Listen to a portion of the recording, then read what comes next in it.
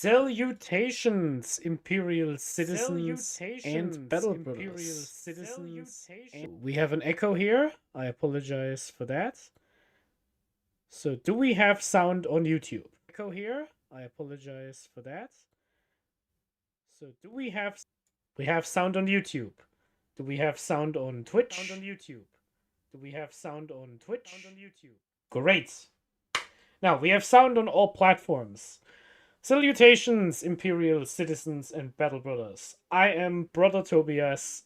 This is my first multi-stream of all time. I do hope all the technical issues are fixed and worked out. And here we go. We are looking at the first Ultramarines tier list. I should make myself a bit smaller so we can see all of these handsome battle brothers in the top left here. I can try and activate all of the chats, and that worked out. Salutations, Griffin. Welcome in. Yeah, the echo is now gone. It was because the audio was playing in the background. Salutations, Jederites. Now we have a YouTube chat and a Twitch chat, and they are overlaid a bit awkwardly. I do hope both of them work out fine enough. All good now? That's good to hear. So the YouTube chat and the Twitch chat are going at the same time. I can probably stack them like that, and it should be fine. Maybe I'll just put them both in the same spot, and hopefully that works out. So, welcome to the tier list. This will take a hot minute. We are sitting here. We will talk about every single datasheet you can play in Ultramarines. Now, let's get the formalities out of the way first. I am Brother Tobias. I am a Warhammer 40k player. I go to a lot of tournaments. I've been to 3 GT or bigger level tournaments this year alone. I haven't done so hot this year, unfortunately, but I'm trying my best. I'll try my best again and again. And I do spend a lot of time on the internet talking to people about a game I'm bad at playing. So I will do the same thing right now in this video. We are talking about Ultramarines, specifically. So, if you are a Raven Guard player, some of the things I'm going to talk about here probably don't apply to you, because some of these units will be different if you are a Dark Angels player or a Blood Angels player. This is from the perspective of Ultramarines specifically. Next, I will be ranking this from a competitive standpoint. So, if you want to go to a tournament, if it's a small one or a big one, doesn't matter. If you want to go to a tournament with multiple rounds against people who try to win the game, that will be what this is about. The tier list, I learned a bit from the last tier list I made. I will now announce with my voice what tier all of the things will be going in. So if you are an audio-only listener, you don't have to stare at the screen the entire time. I've gotten some new icons here. I hand-picked all of these yesterday night. And I have sorted them in the order of the Codex. So if you don't know what unit is which, you can look at this right now, take a screenshot, or revert back to the list right here. And all of these are in the same order as they are in the Codex. Might be playing Space Marine 2. I have not streamed Space Marine 2 yet. I played it a lot on my own time, but I haven't gotten around to streaming it yet. Work has been pretty busy this latter half year. The chapter has required my attention elsewhere. That's cheating. I should stream it. Alright. So, without further ado, let's go into this. We have 6 tiers, and 5 of them are actually serious. So, we have the S tier on top. This means the best units go into S tier, the worst units go into the aircraft and hammerfall bunker tier. Number 1, S tier. Auto include. Units that are in S tier are units that every army should be playing. Every army should be playing an S tier unit. You can play without S tier units, but your list is probably better if you run these units. A tier. A tier is the staples. That means units in A tier are really good, and most of the things in your competitive list should be units from the A tier. A unit can be a staple unit if it is really flexible, or if it has some sort of niche in one detachment that makes it really, really good. But these are just units that are just excellent. B are your playable units. These units will often appear in your competitive list. They are like your vegetables. These are your greens. You play with some of these units. You don't have to take them, but if you eat your veggies, you get big and strong. That's basically what this is. That's basically what that is. Salutations, Pious Winds. Welcome to the stream. So that's the A tier. That's the B tier. C tier is a flawed unit. Units in C tier have a purpose, but there is something about the unit that doesn't quite make them playable enough. So while a unit in playable could be a unit that is pretty good, but something in A tier is better, a unit in C tier usually has some sort of issue that makes it undesirable. D tier are the bad units. These are units that actively make the list you are putting them in worse. Either the thing they do isn't very important, or the thing they do isn't worth the downside they have. So these are units that should never be in your competitive list. And last of all, we have the aircraft and hammerfall bunker tier. This is obviously a joke tier, but this basically means all the aircraft and hammerfall bunker goes into this tier, because aircraft, for those of you who don't know, because you don't follow the metagame and the balancing too carefully, that means units that are in this tier are unplayable. You shouldn't use them, because the hammerfall bunker and the airplanes are all bad. Ultramarine Discord rules, indeed.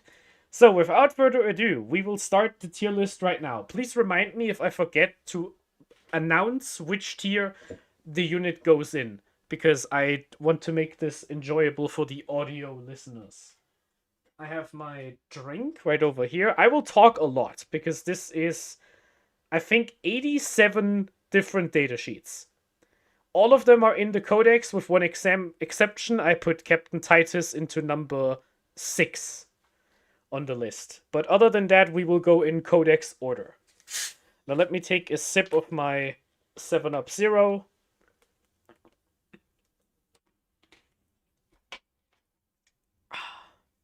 And now we can start. The first unit to rank is the first unit in the Codex. And we are starting off with a controversial one. Robute Gilman. Now, for those of you who have talked to me in the past 2 weeks, you know I have some hot takes on Gilman. So, what changed with Gilman? Gilman went up to 355 points? 350? One of the two. And in exchange, Gilman got the ability to use 2 of the 3 pick your rule abilities every turn. So in practical terms, more often than not, this means your unit is now... Gilman now has a 12-inch aura of you can use 1 stratagem for free, and Gilman has the ability to give your army a second Oath of Moment. So if you kill the first Oath of Moment, you immediately get to pick a second one. Gilman is really good. Gilman is a good model. I've done some testing. I played some games. I played against some Gilmans since the changes, and Gilman is a good unit. I never meant to say that Gilman is not a good unit, but I do not think Gilman is an auto-include. And let me explain why. There are some problems. First, 350 points is a lot of points.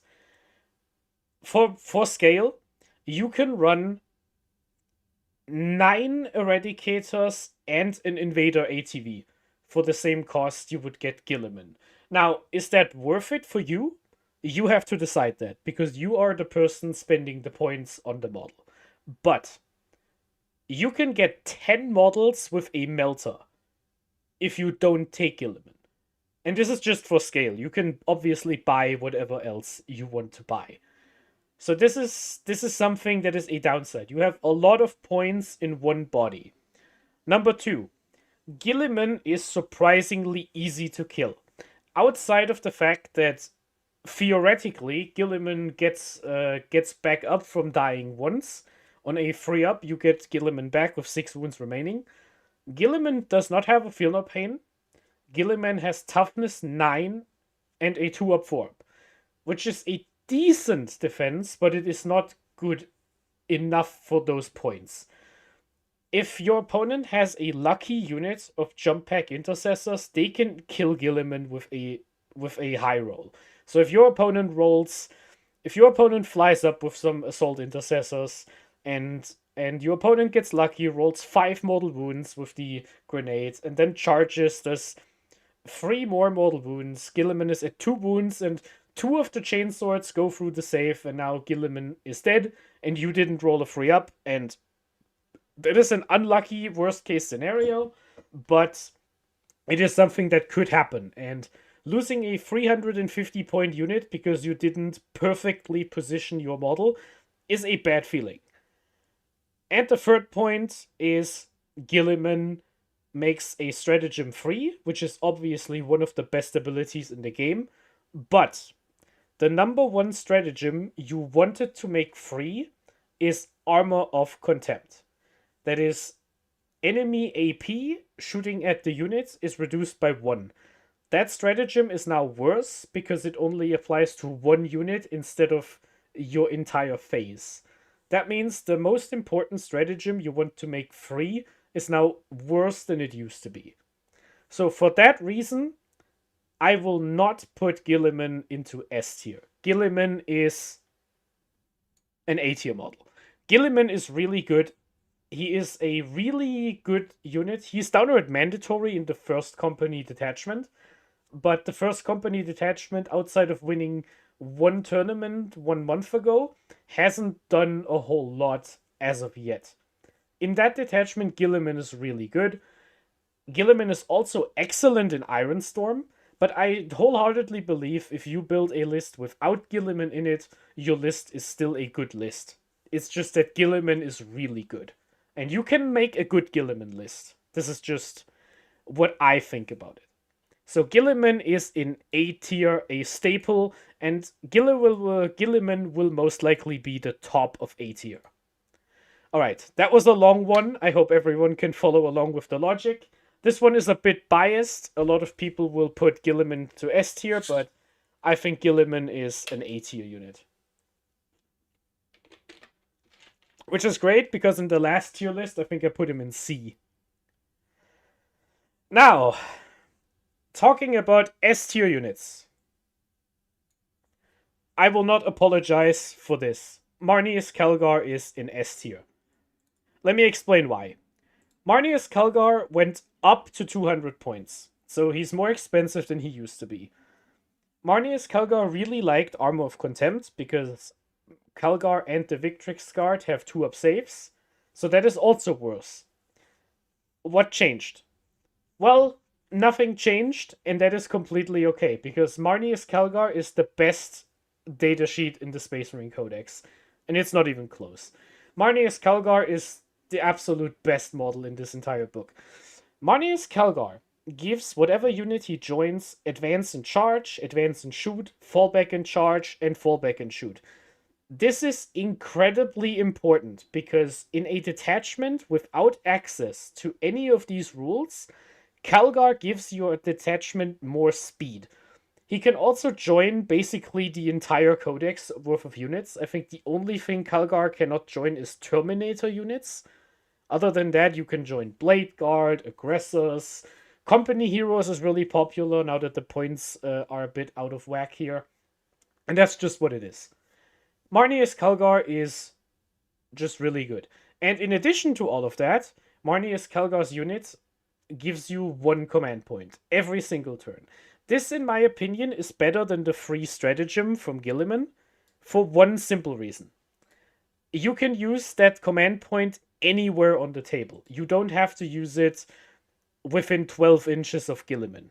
That means you don't deathball as much into one spot as you do with Calgar, because Calgar can be on the other side of the map, which is obviously important for Centurions. So I think Calgar is an auto-include in the Vanguard Spearhead. Calgar is an auto-include in the lesser-known detachments like Anvil Siege Force. I think he's really good in the new Librarius detachment, because his unit can go to strength 10. And in all other detachments, he's at least worth considering. It is actually not uncommon to see Gilliman and Calgar in the same list together, even though that is over 500 points of models, because these two are just that good. So yeah, Calgar is S tier. No contest. Now, we're getting a good spread of units in here, because now we are going to a playable model. Chief Librarian Tigurius is playable. Now, what does that mean? Pretty simple. He's fine. Like, Tigurius is fine. Now, Tigurius got a bit of a buff, because Tigurius is a Psyker model, and the new detachment just for Psykers, the Librarius something Force, the new one, the one from the Grotmess release, makes Psyker units better. Now, here's the thing with Gilliman. Here's the thing with Tigurius. Tigurius makes his unit harder to hit in ranged and shooting, and he gives his unit a 4 feel no pain against mortal wounds and psychic attacks. That essentially just means he makes his unit tougher, and in addition, you can use 4 stratagems for free. You can use counteroffensive, fire overwatch, go to ground, and heroic intervention for free. Now, counteroffensive is 2 command points, but it is called out by name. So it is actually free and not reduced by 1. That's actually how that works.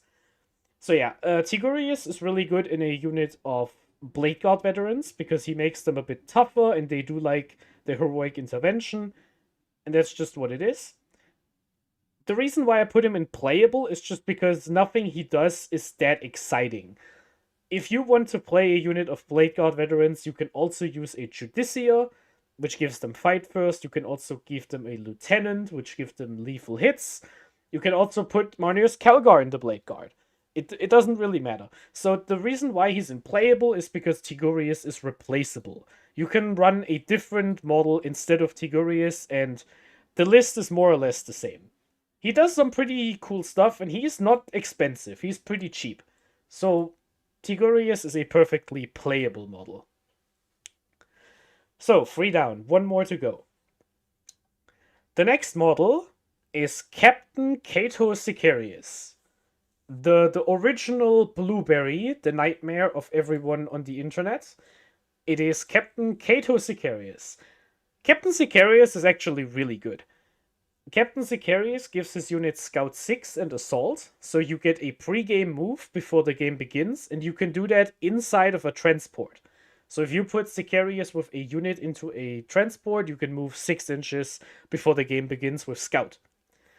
Secaras also gives you a reactive move, because once per turn, Secaras units can move 6 inches if your opponent ends a move within 9 inches.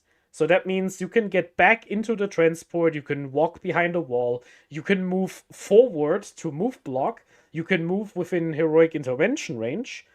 It is just really good. Captain Secaras is an A tier model. Yeah, I'm putting Secaras in A tier. That's what it is. Tom, I appreciate your chat comment. The reason why he's not in S tier and only in A is explained 10 minutes ago. So if you want to rewind the video and listen to that explanation, you can. Next unit. Here we go. Uriel Ventress. Now, Uriel Ventress also went up by 20 points. He is now at 95 instead of 75. Which surely means something, right? It means we're going into S tier. Yeah. Uriel Ventress is broken. He went up 20 points and I didn't even care.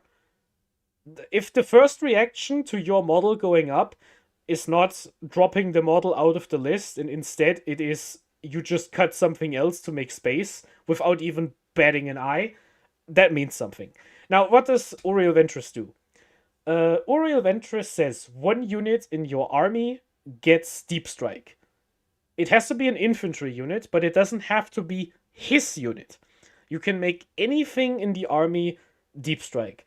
This is obviously really important in the Vanguard Spearhead, because Uriel Ventress gives the Centurions Deep Strike, and then you can use the Guerrilla Tactics stratagem to go back into reserves, and then you can Deep Strike every time you return to reserves, which is what the entire Vanguard Spearhead is built around.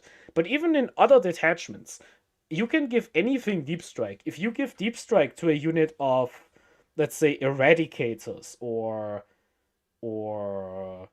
Sternguard veterans, it is just really good. He's the cheapest transport you can get, basically.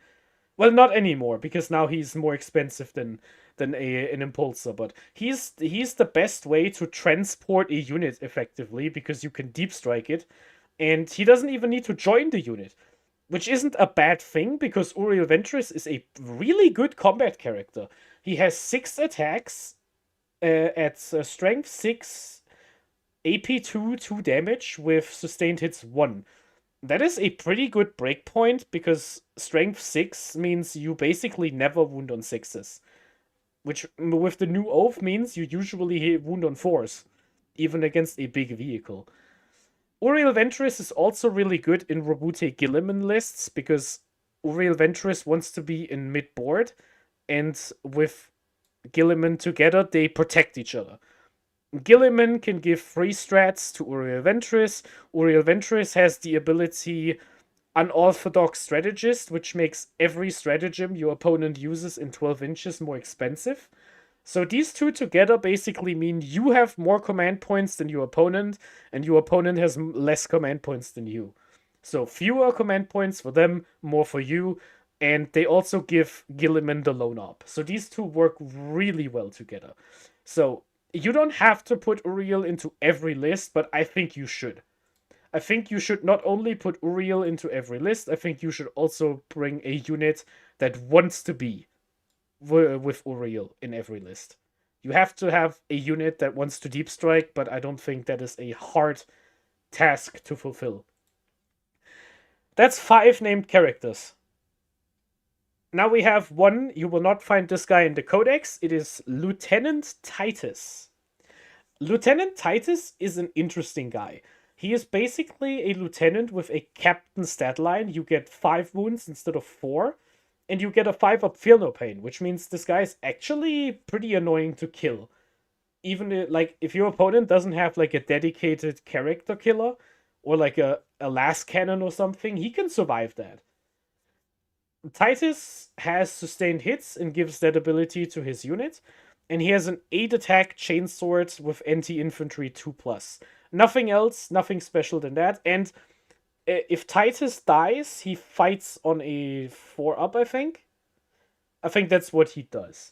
Now, I like Titus because Titus can be solo just by himself. He's a 70 point model that can punch some trash units off of objectives, and he doesn't need to lead anything to get the sustained hits. So he's just a pseudo lone op, basically. He's not a real lone op, but it is honestly pretty close. He's annoying to kill, and he doesn't need a unit. However, most people I've seen talk about Titus do put him into a unit, and that unit is Sternguard veterans. I will get to them later in the video. For now, we will just talk about Titus. He gives his unit sustained hits, which is a good buff if you don't care about your wound roll. So if you have a unit with Twin Linked, which doesn't exist, or a unit that rerolls wounds, like Assault Intercessors or Stern Guard, you would like the sustained hits. That means, in my opinion, Titus is playable. I think he's ahead of Tigurius, but I'm not sure about that. I think these two are pretty similar. Yeah, I think Lieutenant Titus is a good model. You can play him in your lists, but I don't think you have to. One thing that is worth pointing out, the enhancement to give your units fire discipline, which is sustained hits, is now 40 points. So instead of paying for a captain with an enhancement for 135 points, you can just play Titus for 70 points and get these sustained hits. And that should be good enough. So for that reason, I think he's playable, but I don't think you have to run him. Especially because the one unit that really wants him, Stern Guard, in one detachment, they take a different character. But I will talk about that when we get to it. Salutations, Cheese. Welcome in. Guard the best. Guard is pretty good. So those are all the Ultramarine special heroes. Now we will get to the characters. The Pariah Captain. This is a regular old captain. You most of the time you see this guy with a power fist and a bolt rifle or a plasma pistol. And the regular captain, I think, is still in A tier. Is the captain ahead of Captain Secaras? I think he is. Let's talk about the captain. So the captain is basically a combat missile. The captain gives his unit nothing except for the free strat, but the captain has an ability that once per game, the captain gets 3 extra attacks and devastating wounds. For that reason, you want to just put him into a cheap unit with reroll wounds like Stern Guard Veterans or Assault Intercessors, and then you just charge something, activate your ability, and you punch it to death. The captain is good in a lot of detachments. He's good in the Gladius. That's where he's the best, because you get AP, you get an enhancement for +2 strength and attacks, which puts you at 10 attacks, strength 10. Which, with the new Oath of Moment, is really good, because strength 10 with +1 to wound usually means you wound on 2s or 3s, depending on your target. And that's what he does. Other detachments the captain is good in is... I think the Firestorm is pretty good, because you can use all of the transport things, and you can give him ignore modifiers in that detachment. The captain is decent enough in First Company, because you can give a Blade Guard unit -1 damage. So yeah, overall, the captain is just a pretty good model. You always take him in Gladius, and I don't think you can do anything wrong by putting a captain plus Assault Intercessor unit into your army. Especially now, because the +1 to wound is actually really good on them. Yeah, that's what that is. The Gravis Captain. The Gravis Captain is the epitome of playable B tier for the Gravis Captain. The Gravis Captain halves damage to a minimum of 1, and he doesn't give his unit anything except for the free stratagem. Now, the Gravis Captain has an enhancement in basically every detachment that makes the Gravis Captain better. In Anvil Siege Force, you can get on a 2-up, he gets back from dying. In the Firestorm, you can get a thing that gives him -1 damage in addition to half damage. In the Gladius, you can give him the 2-up save with the 5-up Feel No Pain.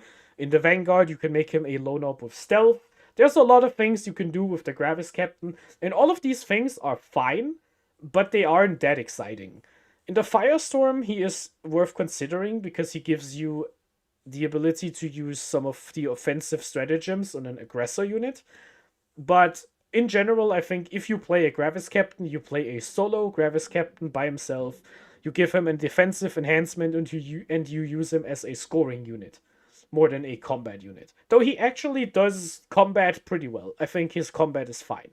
So yeah, I'm putting him in B tier because you can use other characters for this role, but that's just what it is. The third captain, or the fifth captain, depending on how you're counting, the Foros Captain. The Foros Captain lets you redeploy 3 infantry units either on board or back into reserves before you know who gets the first turn. The Foros Captain is a flawed unit. The Foros Captain has some things going for him. I think redeploy is a good ability. The problem is you can't have all characters in your list, and because you don't know who starts, the redeploy is just weaker than if you knew. In addition to that, the Foros Captain doesn't do anything with the unit's combat. He doesn't carry any important enhancements. You kind of have to give him loan up to make him even playable. So yeah, I think that the Foros Captain is flawed. He has a purpose. The problem is just he's very expensive at 70 points, and he doesn't do anything except for that one thing with the redeploy. He's not even a loan op, so you could be like an action monkey, and if you pay extra points to make a loan op with the ability, you could play a Gravis Captain instead to have a tougher model to do stuff. So yeah, the Foros Captain is flawed. The Terminator Captain. I think this is our first bad model. Let me explain why. The Terminator Captain gives his unit reroll charge rolls, and you can use a stratagem for free. This is not a bad suit of abilities. So why is the Terminator Captain in bad tier? The reason is the points. A Terminator Captain, if I'm not completely wrong, is 105 points. And for that comparison, you just get better abilities in something else. You can take a Librarian or a Chaplain who just have better abilities, or an Ancient who isn't great either, but the Ancient is at least cheap. Now, there is a purpose here. I just want to mention it. In First Company, a Terminator Captain can join the same unit as an Ancient, so you could have 2 enhancements on 1 unit. That can only be done with the Captain, not with the other 2. But I don't think First Company is good enough to do that, and even then, I don't think the enhancements are good enough to do that. So I don't think you ever want to take 2 Terminator characters in 1 unit. And for that reason, I think he's bad. It is also unfortunate that Terminators themselves are not that good, so the Captain suffers by proxy, basically. The Captain with Jump Pack. This guy is actually not terrible, but he's going into flawed. So I'm putting the Captain with Jump Pack into flawed tier, and I think I'm putting him behind the Foros Captain. Let me explain why. So what does the Jump Captain do? He gives his unit a free stratagem like every other captain, and he gives his unit +1 strength on the charge, if I'm not mistaken. I don't think it's always. I think it's on the charge. Now, if you run a unit of assault intercessors and you put a captain into that unit hits a bit harder than before, but the Captain with Jump Pack is it 90 points or is he 80 for it? Is he 80 points or 90 points? I think so. I think he's 90 points. So you have a Captain that is more expensive than 5 Jump Pack intercessors. So instead of having a 5-man unit of jump intercessors with a Captain, you could just be running 10 Jump Pack intercessors. And they probably hit harder than 5 of them with +1 strength and a Captain attached to it. That's the whole problem. The Captain on Jump Pack doesn't do enough by himself to justify his points, in my opinion. That is the flaw. He does something. He does buff a Jump Pack unit, and you can also use him as a lone op in Vanguard by putting the enhancement on him. Yeah, 85 points and +1 on the charge. Thank you very much. Thank you, Brands. Thank you very much. And this is why I think he's flawed. I don't think he does enough, and you can run him as a lone op in Vanguard with the enhancement, which is funny, but you could do the same thing with the Gravis Captain, and then you picking between a fast lone op and a durable lone op, and there's some give and take here. I think the Gravis Captain actually does something in the Firestorm detachment, which is why I give the Gravis Captain the playable treatment. But yeah, the jump pack Captain is not great. Now we have the Lieutenant. Now, there are some people in the server who swear on this guy. I think Grim really likes the Lieutenant, and I think Decoy really likes him. So yeah, the Lieutenant gives his unit lethal hits, and he gives his unit the fall back and charge and fall back and shoot. That is not a bad rule to have in a detachment that doesn't give you these rules. The problem is the Lieutenant just lost one of his most important rules, which is in the old Gladius, you could use the Fire Discipline enhancement to get critical hit 5. So you would get sustained hits and lethal hits on a 5. And that's just what he did. He can carry some enhancements, but I think in most cases I just want a captain instead. So where do we put the Lieutenant? I don't think he's flawed. He's better than flawed, because he still gives your unit a damage buff, which is still good enough. But I think the Lieutenant is a playable, and I think I'm putting him behind Titus.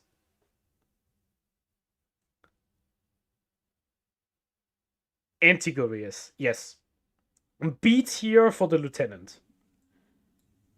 I think Tigerius gets the edge here because he gets extra rules in the Librarius detachment, which is actually pretty good. While the Lieutenant, I can't think of a list from the top of my head that wants to have a normal Lieutenant in it. There's nothing wrong with it, but I don't think it is an exciting model to run. Next, we have the Reaver Lieutenant. This guy is completely terrible, and nothing changed about it. Well, something changed about it. Reavers have gotten a really big update in the last data slate, and I will talk about that when we get to the Reavers. The problem is the Reaver Lieutenant doesn't actually do anything for the Reaver squad. He makes the aura a 6-inch aura instead of a 3-inch aura, which is like fine. The problem is the Reaver Lieutenant is exactly what I think a bad unit is. Because the Reaver Lieutenant doesn't have Deep Strike. And Reavers have Deep Strike. So if you put the Reaver Lieutenant into a Reaver squad, the squad can't Deep Strike anymore. So you actually get a worse thing than you had before. Now, he's cheap, at least. He's 55 points, and he gives lethal hits. But I don't think Reavers want this guy. I don't think you want 10 Reavers with a Lieutenant to do stuff. I just think you take 2 units of Reavers and call it a day. Maybe. I think that's what it is. So this guy is actually bad. I don't think any of his enhancements or something put him ahead of the Terminator Captain. I think these two are equally bad. I don't want to split hairs here. Now, speaking of something that is also a Lieutenant, but not bad at all, it's the Phobos Lieutenant. I have been using this guy for a while, usually because I'm short on points. He's actually pretty good. Now, what does the Phobos Lieutenant do? The Phobos Lieutenant can join all the Phobos units except Scouts, and he gives these units lethal hits. In addition, when you shoot with the Lieutenant, you can then make a d6 normal move, which does not prevent you from charging. We had some good talks on the Discord about this, because you can Deep Strike this guy. He has Deep Strike, by the way, so he's better at leading Reavers than the Phobos, than the Reaver Lieutenant.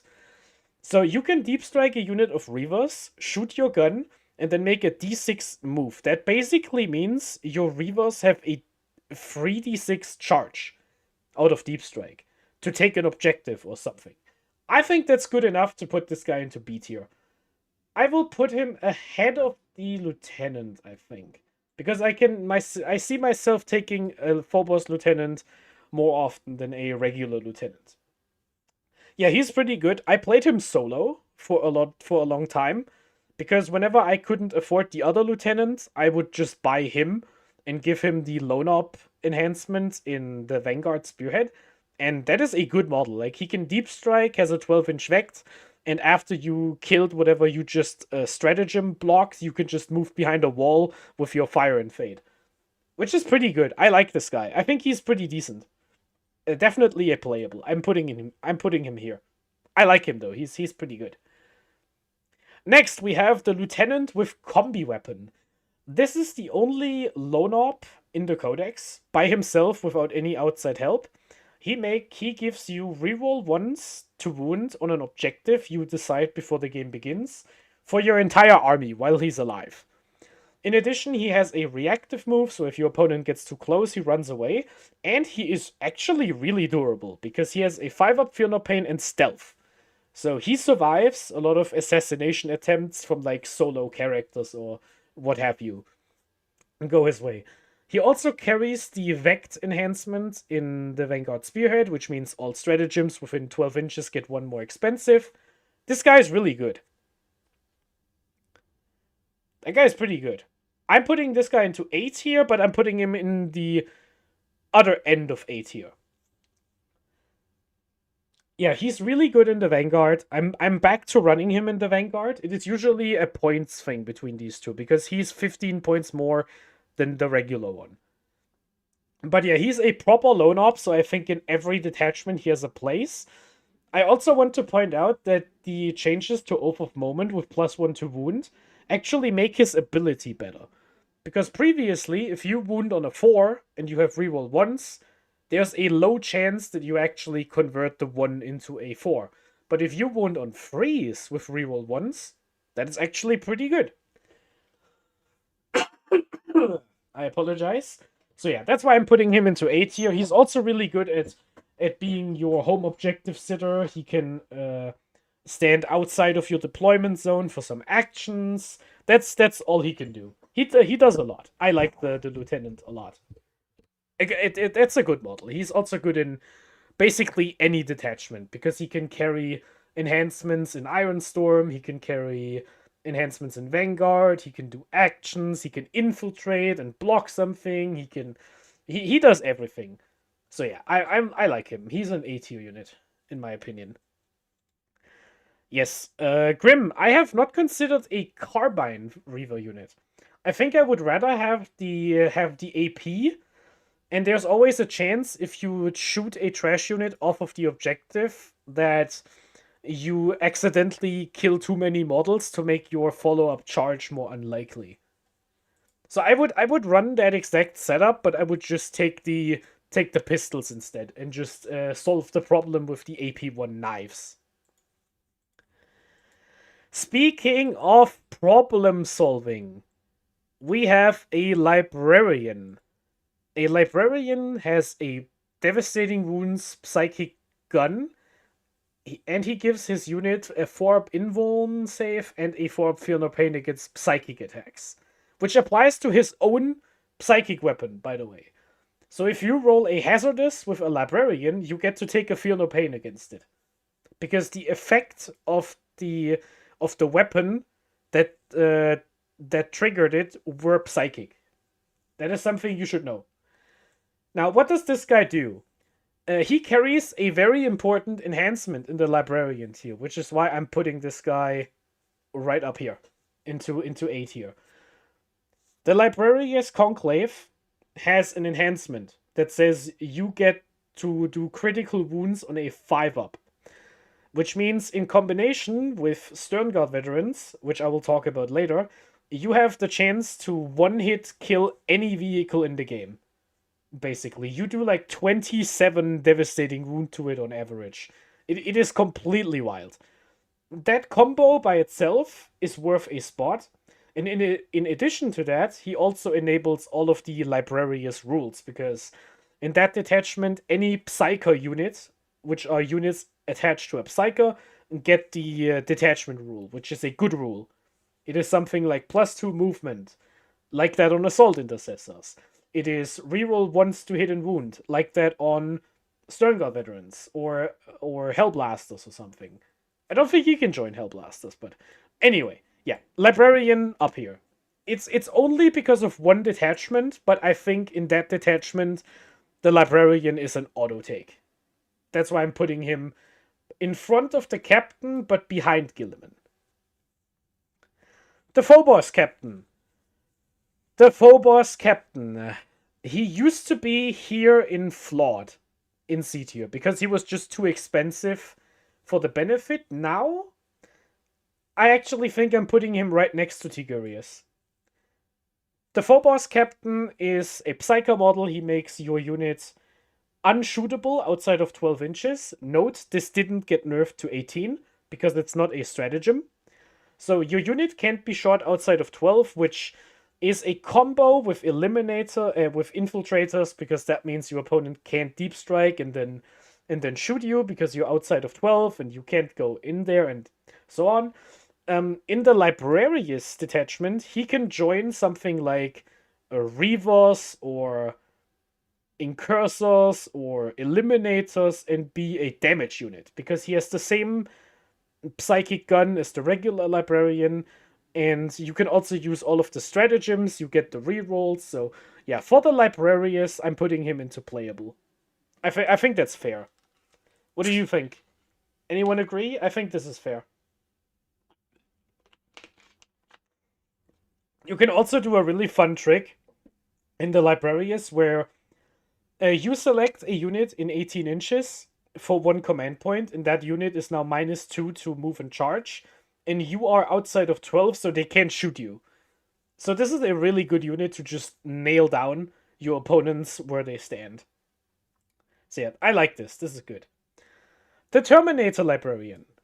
This guy, very similar to the other ones. I'm putting him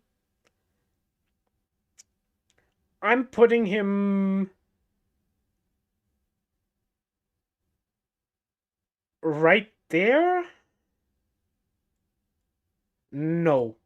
I'm putting the Terminator Librarian at the end of A tier. The reason for that is once again the Librarius detachment.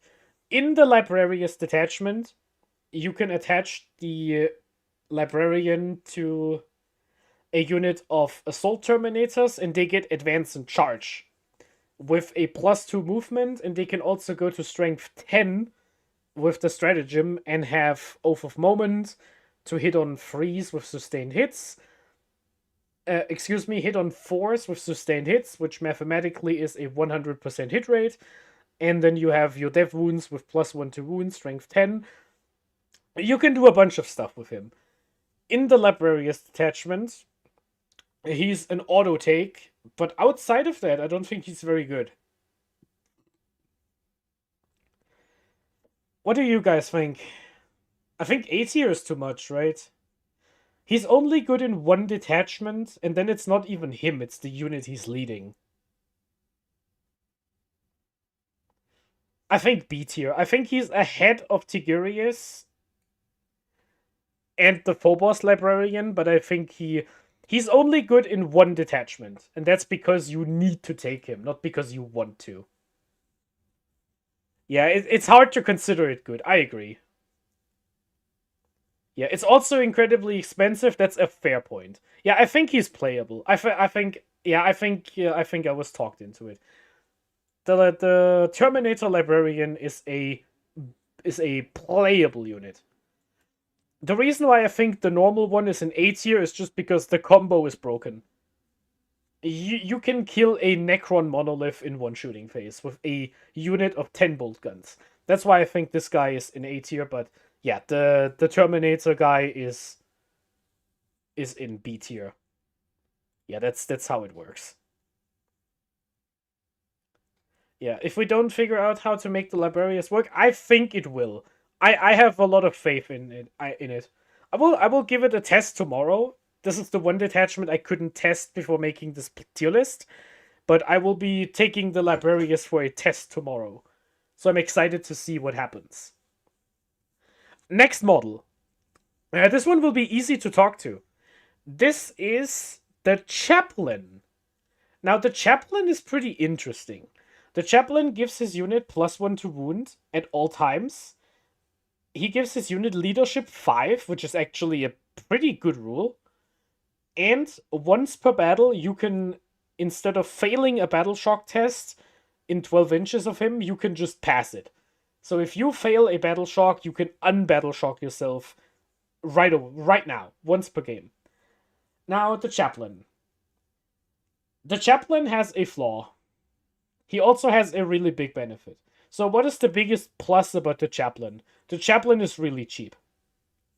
The Chaplain makes any unit better in combat for 60 points.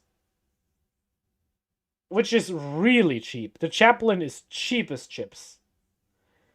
The problem is, the new Oath of Moment doesn't work with the Chaplain anymore.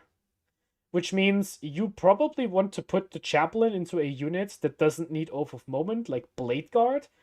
But if you run Blade Guard, you probably want to take a different leader, which would lean to me, he's a playable model. Because he buffs a unit that also has different options for leaders. Which is why Tigurius is a playable. But I think the Oath of Moment thing actually puts him into flawed. Do I get pushback for putting the Chaplain into flawed? Do I get pushback on this? I think it's fair.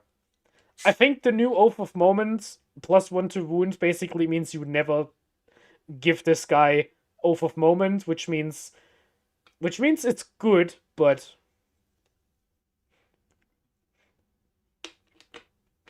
I think that's it. Flawed is generous. I don't think it's... It also conflicts with lands. That's fair. That's also fair. I don't think in the Gladius you have better options. I think that's just what it boils down to. You have better options than the Chaplain. But I think the fact that he's cheap and he doesn't make his unit worse. I think that's the point where the Reaver Lieutenant is down here. The Reaver Lieutenant makes his unit worse. The Chaplain makes his unit better. You just don't have anything that wants to be joined by a Chaplain. Yeah, I think that's what it is. Next, we have the Terminator Chaplain. The Terminator Chaplain goes into playable. I'm just not sure where exactly. So what does the Terminator Chaplain do? He gives his unit a 4 Fear No Pain against mortal wounds, and he joins Terminator squads. So a unit of 10 Terminators with a 4 Fear No Pain against death wounds and a 4 Fear No Pain against grenades is actually really good. The Chaplain in Terminator armor is a staple in First Company, which, fair enough, isn't a detachment you take very often, but he's also just the best buff for that unit, because the Thunderhammers like the +1 to wound, but they also like Oath. What do we think here? Is this a playable or is this a flawed model? I'm tending towards flawed. Just because the First Company isn't that great. And even then, the tournament list that ran him didn't take him. They took an Ancient instead. Yeah, I think a pretty similar reason with the normal Chaplain. I think we're going into flawed because the Terminator Chaplain just doesn't do a whole lot. I think that's what it boils down to, huh? Yeah, I'm putting the Terminator Chaplain into flawed. I'm putting him ahead of the normal Chaplain because Terminators want him. He is the best leader for a Terminator unit. The problem is all Terminator units want Oath of Moment. Assault Terminators need Oath of Moment because they hit on force. Regular Terminators want Oath of Moment because they get to ignore modifiers and +1 to hit. So I think this is fair. I think this guy is up here. I do think this will be a pretty sad list if we keep going like this, but here's the Chaplain on bike. The Chaplain on bike is without a doubt flawed. Putting him behind all the other Chaplains. So what is this? So what is happening with the Chaplain on bike? The Chaplain on bike gives his unit death wounds in shooting, and he also gives +1 to wound in melee. Now, why is this not very good? Because the only thing he can join is Outriders. And Outriders, while they got buffed and are actually playable, spoilers, they don't want to be led by a character. Yeah. Playable in Stormlands with the new Outriders, I think you are better off taking a second Outrider unit. That's my problem.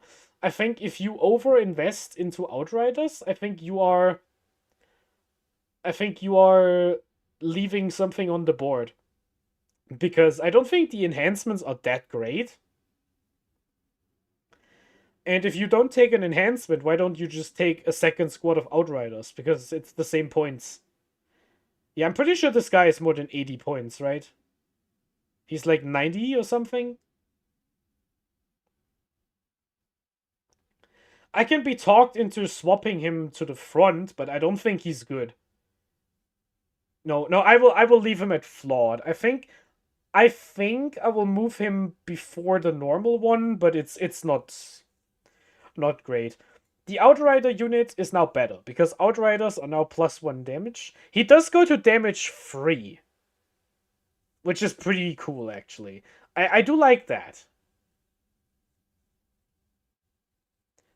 But he's only useful in one detachment, and in that detachment, I don't even think you take him always. I think the Terminator unit with the Librarian is better than the Bike Captain. Yeah. I'm putting him ahead of the Terminator because +1 to charge is +1 damage on him is pretty funny. I will give you that, chat. I will give him the top of flawed because +1 damage 3 is actually pretty funny. I still think you don't take him because you would rather have 2 units of Outriders, because Outriders, in my opinion, are something you take in small doses and not as a brick. Followed by the Chaplain with Jump Pack. This guy is also flawed. Man, it's a rough day for the Chaplains, huh? He goes into flawed. And I'm putting him in front of the Jump Pack Captain. And it is the same reason why I put the Jump Pack Captain down here. The Chaplain with Jump Pack gives his units... No, he does some mortal wounds at the beginning of combat. And he gives his unit +1 to wound always. I think +1 to wound is a worse buff than +1 strength. And I think the mortal wounds are better than the free stratagem based on what you are using the stratagem on. There's just no support for jump pack units, and once again, for the points he is, I would just rather have a second jump pack unit. So yeah, that's why I think he's also in flawed, but I think that's what it is. I think the Foros Captain can maybe go to the end of this, but... Is the Foros Captain just the best unit in this tier?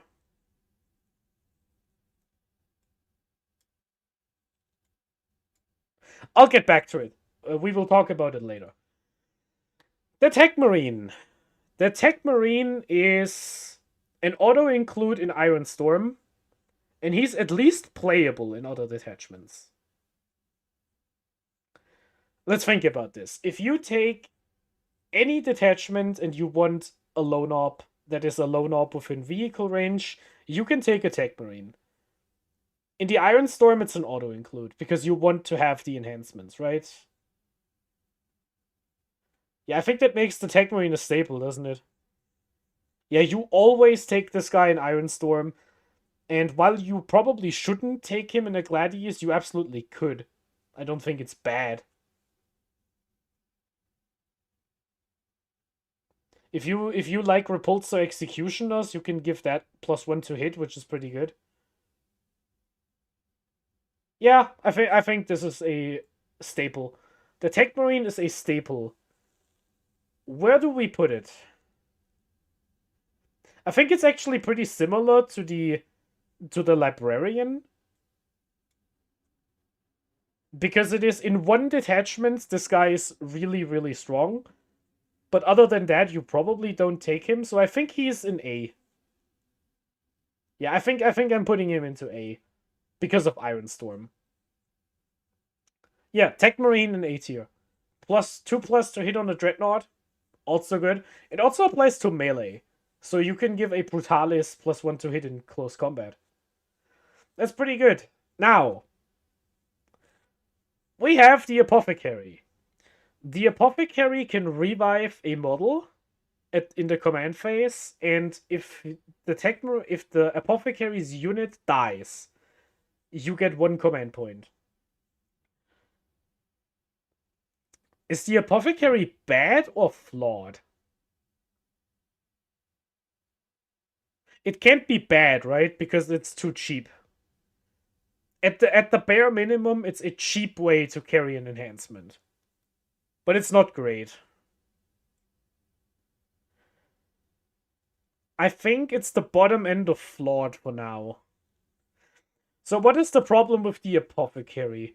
You don't have anything you want to revive, because he can't join anything that wants to be revived, like Gravis Marines or Blade Guard. He doesn't give you a damage buff.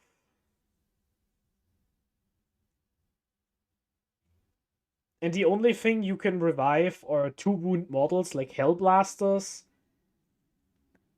And durability is usually worse than doing damage in this game. So I think this guy is not great. Is he bad?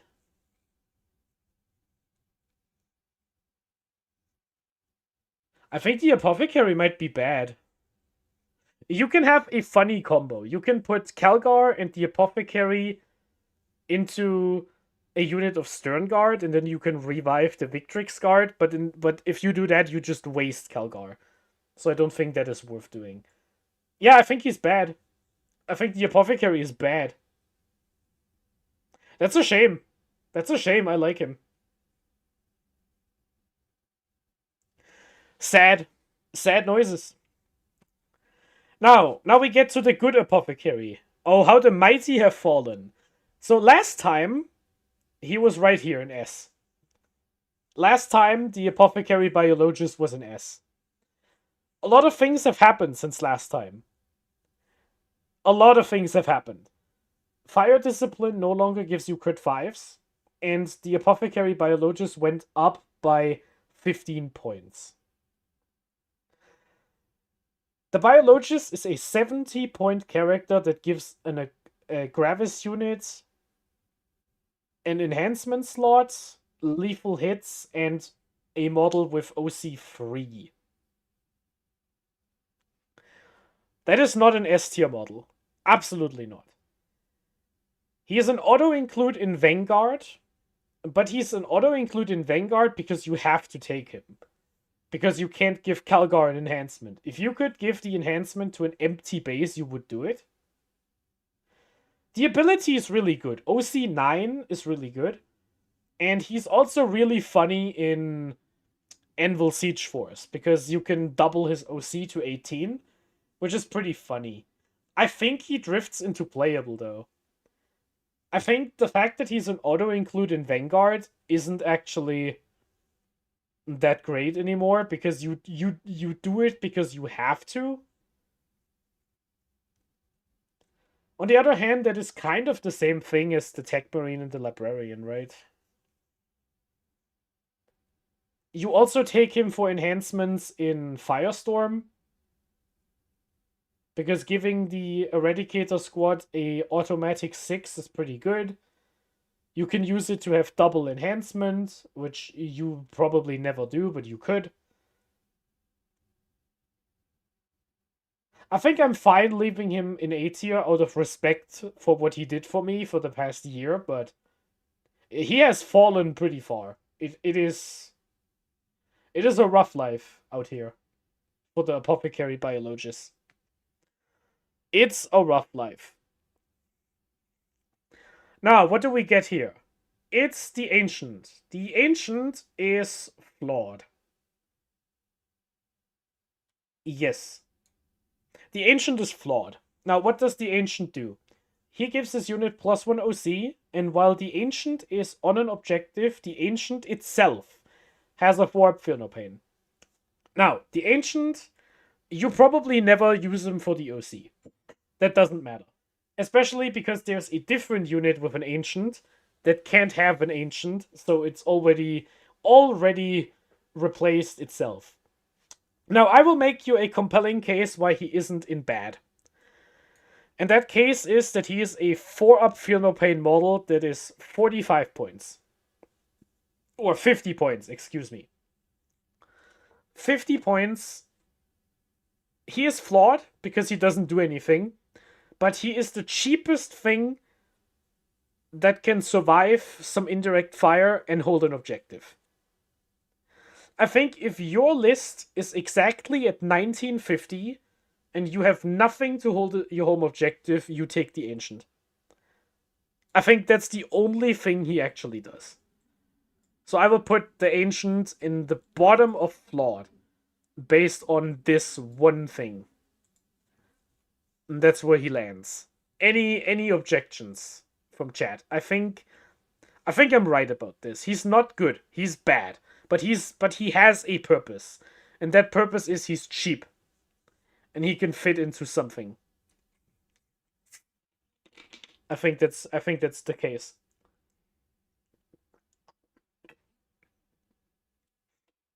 Yeah, he does nothing for his unit. You'd never attach him to a unit. You play him solo by himself because he's the cheapest unit that can hold an objective. Always remember, you can no longer buy a bunch of Imperial Agents for 40 points. That doesn't exist anymore. So the Ancient is actually the cheapest model that happens. Yeah. He technically stops Battle Shop with OC, that is also true. But yeah, I think this is what it is. The cheapest model you can use. The Terminator Ancient. The Terminator Ancient is not great. He gives his unit +1 OC, which on Terminators is actually not bad, because Terminators have an OC problem. If your Terminator unit has missing models, it gets +1 to hit, and if it has missing more than half of the models, it's +1 to wound. This guy won a tournament. I am tempted to put him in top of flawed, so top of C. Why? Because he's an enhancement carrier for First Company. He does solve a problem Terminators have, which is you get out OC'd. Which, again, Terminators are not good, but it is something. And I think he's the best leader for a Terminator unit outside of the Librarians. Yeah, top of C for the Terminator Ancient. I think that is correct. Yeah, you can give him the 5-up Feel No Pain enhancement. It is really cheap. His +1 to wounds doesn't work with Oath, but that doesn't matter. Because when your unit is down to 4 Terminators, you don't use Oath of that unit. You don't give the unit that is almost dead Oath. So it's just a passive +1 to wound for whatever scraps you have remaining. Yeah, I think he's there. He still doesn't do anything, so I probably wouldn't take him, but he's not bad. Surprisingly, the Terminator Ancient is not as bad as the Terminator Captain.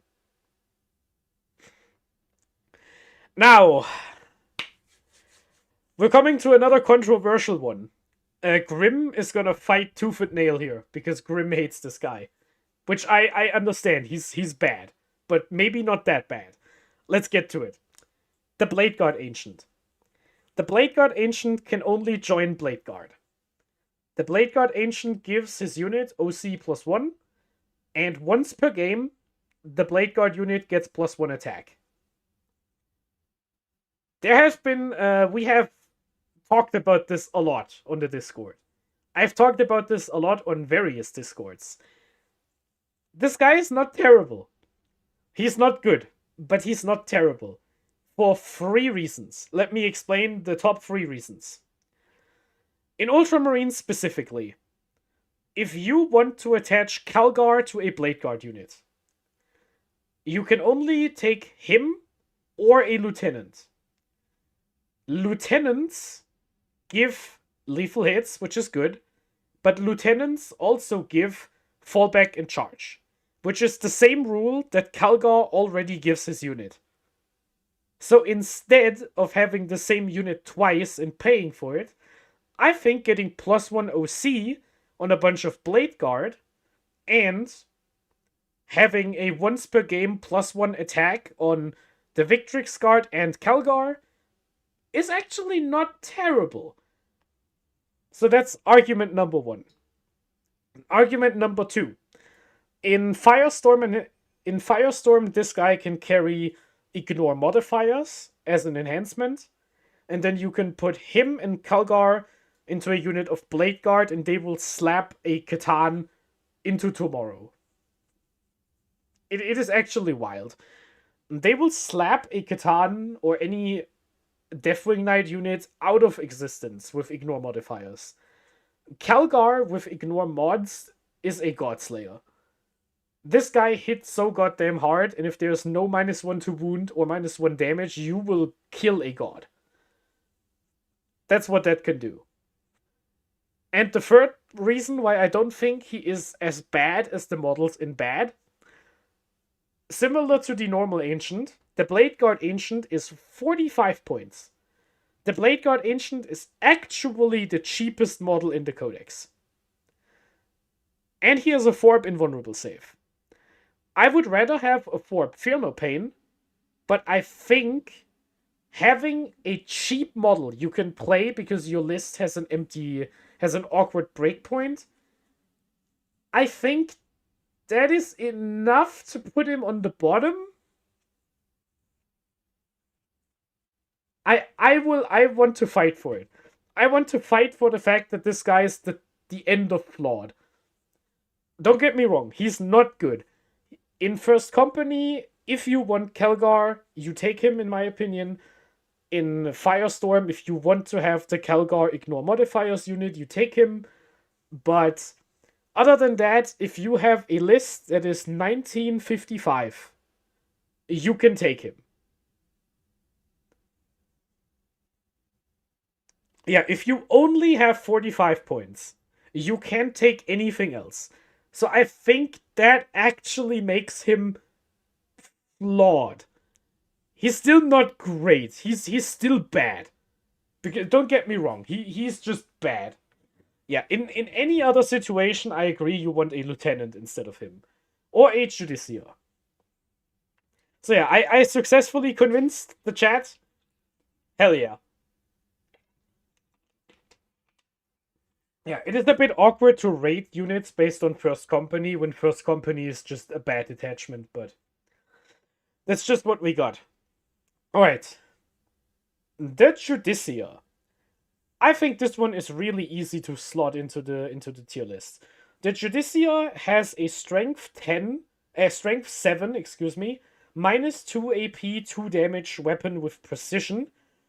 With 6 attacks, he hits on 2s. He has a Forb in melee, and he gives his unit fight first. This guy is what you most commonly see in a Blade Guard unit. Blade Guard are not great. I think they got a lot better with the new Oath of Moment, and I think having a fight first model with precision is actually pretty good. Also, they don't need Oath of Moment because Blade Guard have reroll 1s to hit, and the Judicia doesn't need full rerolls to hit because he hit on 2s. So I think this guy is like the quintessential playable model. Yeah, I think he goes right behind Titus. Because you can put 6 Blade Guard with a Judicia into any list. You don't want to have it, because it's not the best thing you could be doing. But I think it's fine. I think this unit has always been fine. It is something I would replace if I was building a list myself. But I don't think it's like terrible. I don't think there's anything bad about it. Yeah. Yeah, I think this guy is fine. I don't think he's a staple because he doesn't do anything else. The biggest problem with the Judicia is he cannot join with another character attached. If you could have a Judicia and a Lieutenant, or a Judicia and Calgar, whoo, that would be wild. Next, Company Heroes. Company Heroes are a unit of some pseudo characters. You get 4 models with funny weapons and 4 wounds each. A captain has to be attached to the company heroes or they die before the game begins. And while a captain is attached, they get they are -1 to all wound rolls. That means that weapons with strength 3 will always wound them on 6s, because this doesn't have a cap on the strength. Unlike many other units that are, if your strength is higher, it's -1 to wound. The company heroes are always -1 to wound. They are only 95 points, and they do actually hit really hard in combat. The champion has 6 attacks with a damage 2 power sword, and the other heroes all have 5 attacks each. These guys are staples. I think I will put them here. In my opinion, if you take Secaras or Uriel, you always take heroes. Heroes are just really good. I think heroes are better than heavy intercessors and blade guard veterans, and the things that join heroes are... also, you take him with Calgar in Gladius. I don't do that, but a lot of people do, and I respect it. It's a really respectable unit for the mid-game. So yeah, I think, yeah. Yeah, I think, if Ventress and Calgar auto-include, you think they are also auto-include? I think not, because you could put these guys into... You could run Calgar with aggressors instead, or with eradicators, and you could put Uriel with assault intercessors if the points are not working out. I don't think you can put these into auto-include, but I think they are very good.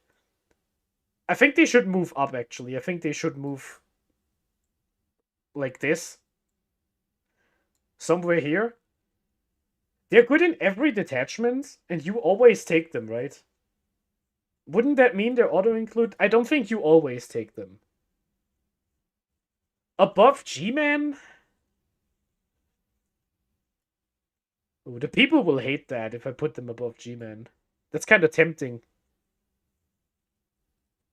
Yeah. I love the company heroes. Company heroes are great. I ran lists that had 2 units of them. I think about running lists with 3 units of them. But they're still not that tough. They are really tough against things that don't outright kill you. But if you get charged by, let's say, a bunch of custodian wardens, they still just die. You can't do anything about that. They just die. That's it. The top 2 characters in this want to be led by heroes. And Secaras also really likes heroes. I will put them behind Gilman. I'm a coward. I'm sorry, brothers. I do not put Gilman into S tier, but I cannot put them in front of Gilman. Yeah, I'm sorry. I am sorry, brothers. That's just where we are going here. Okay. Next unit. We are done with the characters. Kind of. I mean, they are kind of characters, I think, but yeah. We're done with the characters. We only have like 60 more data sheets to go through. Let's see what we got. Those are regular intercessors. Regular intercessors are decent. I have been pretty impressed with these guys. I think they're good. I think regular intercessors are pretty good.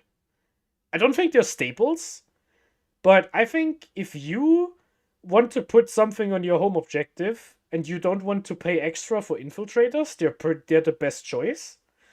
And even if you put them like on a flank to use to get the objective that is closest to your deployment zone, they can do that, sticky it, and if there's anything like trashy coming at you, they probably beat it with the extra shots. So what happened to intercessors? They have a new rule where the bolt rifles go to 4 shots if you shoot all of them into one target.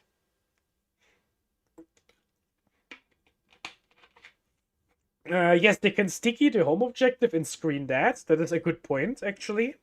They do that.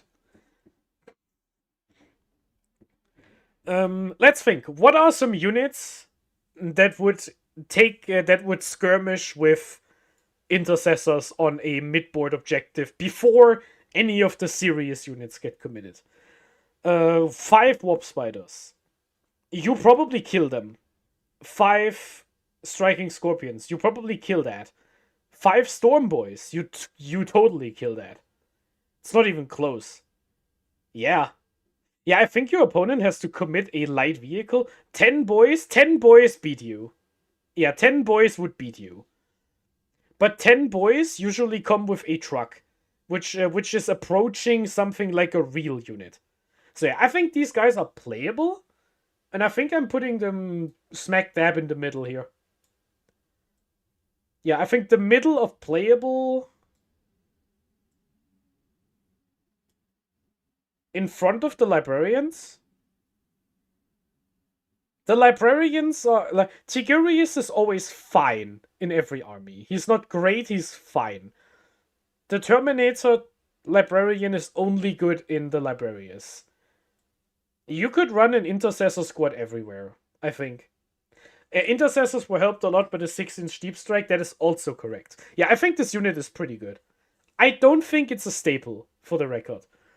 Because you still have the problem that Battle Line is not worth running, because the secret missions got changed.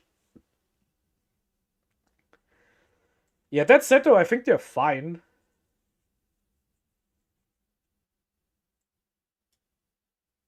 Yeah, I think I would rather have a unit of intercessors than a Judicia in most of my lists.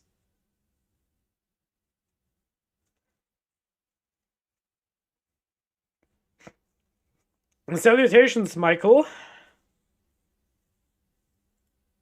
Inceptors with G-Man, S-tier, tabling everyone. I don't agree with that. I think they are doing fine, but they're not doing that much. Don't get me wrong, Oath of Moment on Inceptors is really good. The problem with Inceptors and Gilliman is the failure points. If you oath something and you shoot 6 Inceptors at it, and you fail to kill it, then the second unit doesn't have oath against whatever they want to kill. Because I assume you're using Inceptors to shoot at something nothing else in your list can see. Because that's why you're using Inceptors. That's the problem with the failure point. I agree that this combo is really good, and why I will talk about Inceptors later, but I don't think it's S tier. I think there is a risk involved with that unit, and you also pay a lot of points for it. So I think that's a fair criticism from my end. Alright, next. Assault Intercessors with jump packs. These guys used to be A tier. Some people argued for S tier. I personally never liked them that much, but I still think they're fine. There's nothing wrong with them. My gut instinct is to put them in B tier. Like here. Yeah, intercessors with jump packs, they are fighting for that slot, which is the 90-point slot of units that want to be using actions. They want to do actions and score points for 80 to 90 points. Yeah, I think these guys are fine at that. I think they're completely fine. Yeah, I don't have much to say about them. They're worse than they used to be because they got more expensive, but I still think they're okay. Regular Assault Intercessors. These guys are staples. And I will put them right with the Captain. Because these two belong together. Now, why is this unit good? Because in the Gladius, this is the best melee unit in the book. Hands down. You get the enhancement for +2 attack and strength on the Captain. And the Captain wants to have these guys around to do some stuff. Yeah, I think this is completely fine. You think the Captain and Assault Intercessors got worse in Gladius? I disagree. I think they got better. I think they got way better. Because you always want +1 to wound if you oath something. Convert it to Captain plus Sternguard veterans. I disagree with that for 2 reasons. Number 1, you get OC2. I think OC2 is really good. And my second criticism is they need oath. Well, I just said they like the new oath, but I don't think you need the new oath. Especially because this is a unit that can use lands for free. And if you rely on oath with Sternguard, you're not using the land stratagem. So I think this is a unit that is better in the Gladius without the Sternguard. Because you don't need the +1 to wound. And I also think Sternguard are a bit disappointing in melee because they don't have AP. I would rather have 1 attack less and have more AP. And once again, I like OC2. That's just what it is. Now, the upside is they also shoot a bit harder, but they're also more expensive by 20 points. Or is it 20? Sternguard are 100, right? It's 25? Yeah, Sternguard don't offer melee, but they give Twin Link even outside of objectives. That's fair, but always remember, the Captain doesn't need the full rerolls to wound. The Captain is at strength 10 with lands, so you never have to use the +1 to... You never have to have full rerolls to wound. The Captain can kill something without the full buff. And usually you use them to kill something on the objective to get the full buff. So yeah, I will keep them here because they have been very good in my lists. Now, you could make a point that they're worse because in other detachments you don't take them, probably.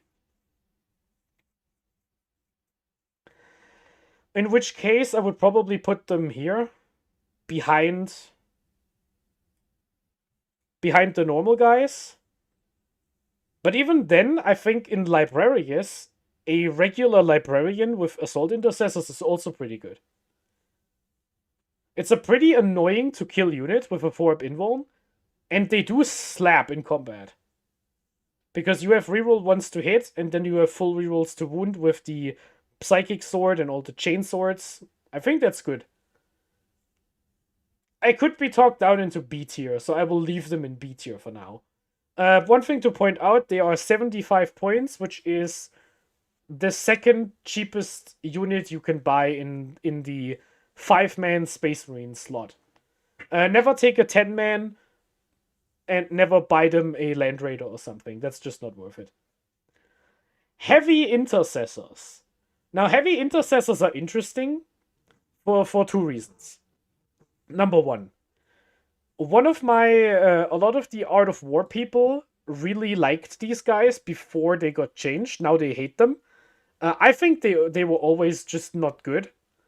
And they didn't get worse. They changed for something different.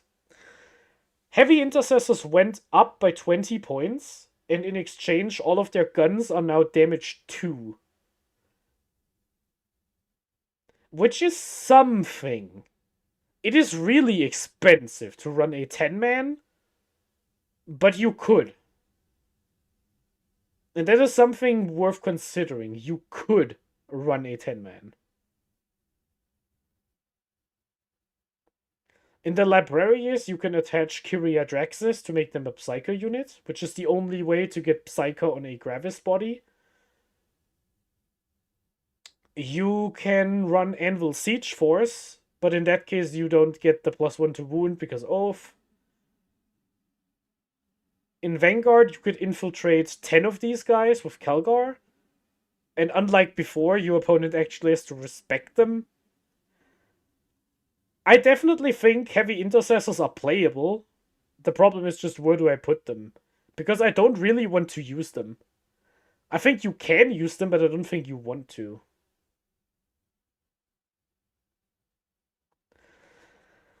What about we put them right with the...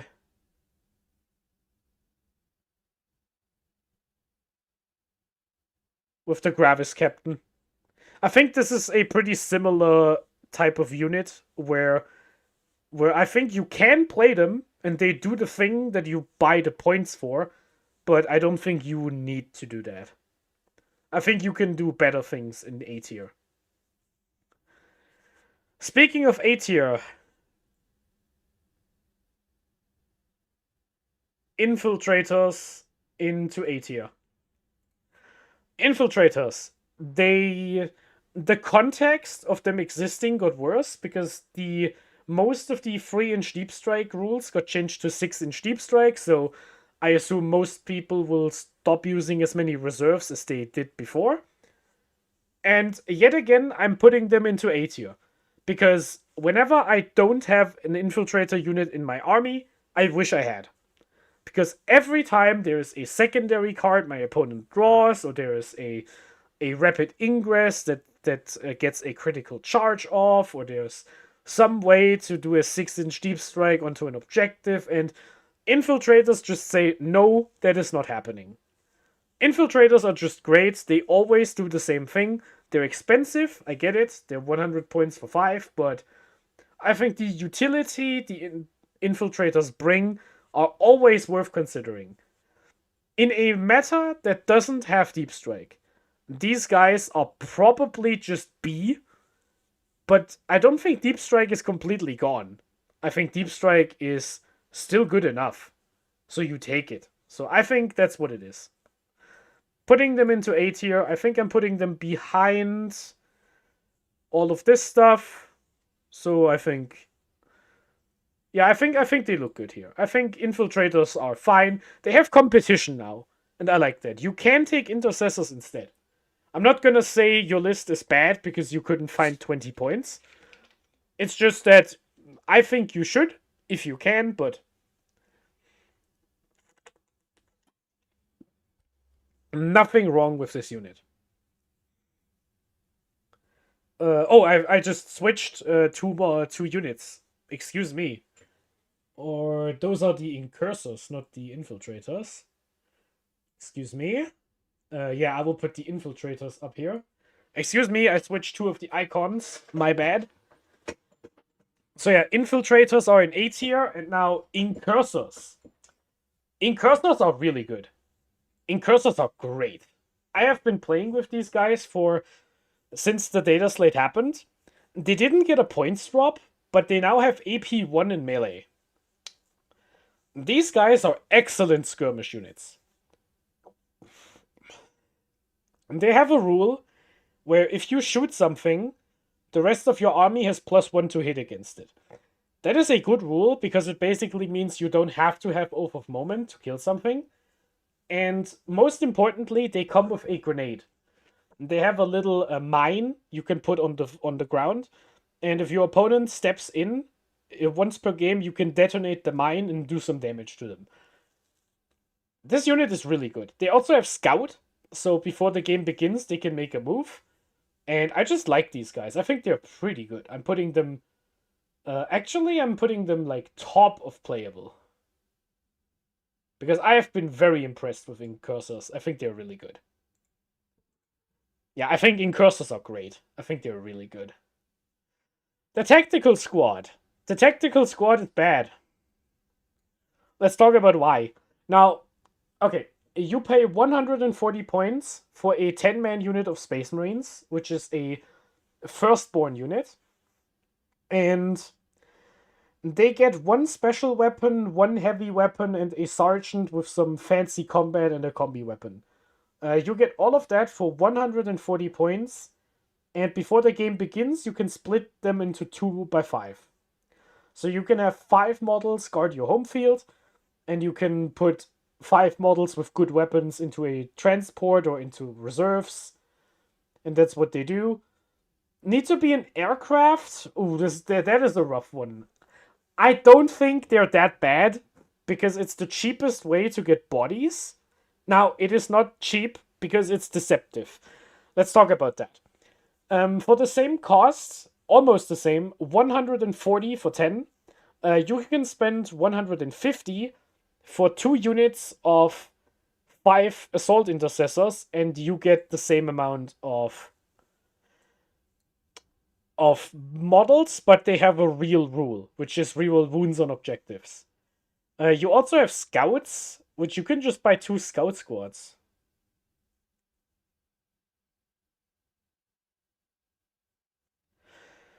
Wait a second. Are tactical marines bad?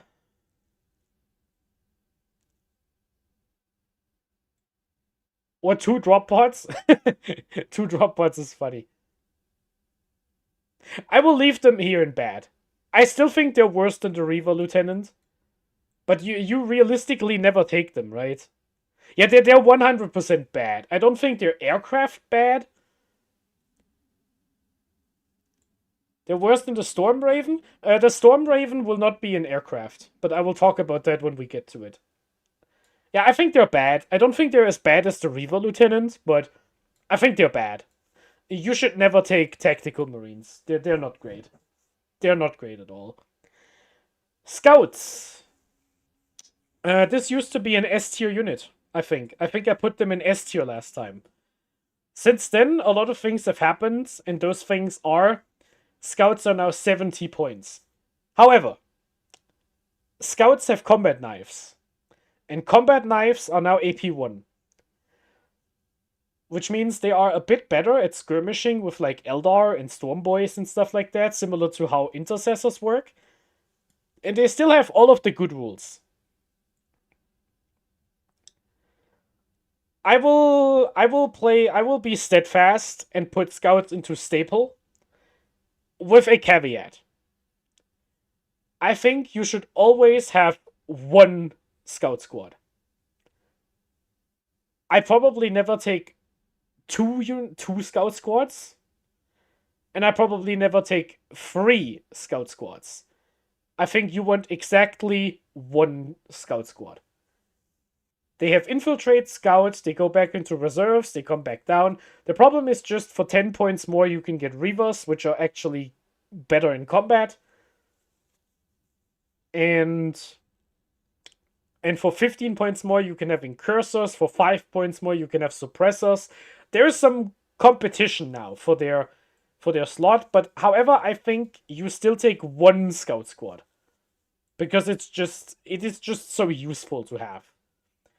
However, I do think you now have a definite answer for what is the best loadout. I think it is chainsword, 3 knives, and a heavy bolter. I think that is now the best loadout. I think the knife is better than the sniper rifle. And I'm not even joking about it, I think it is. I think the chance to kill something with 3 attacks in melee is better than killing 1 model with a sniper rifle shot. Yeah, I think 3 knives, 1 chainsword, and a heavy bolter.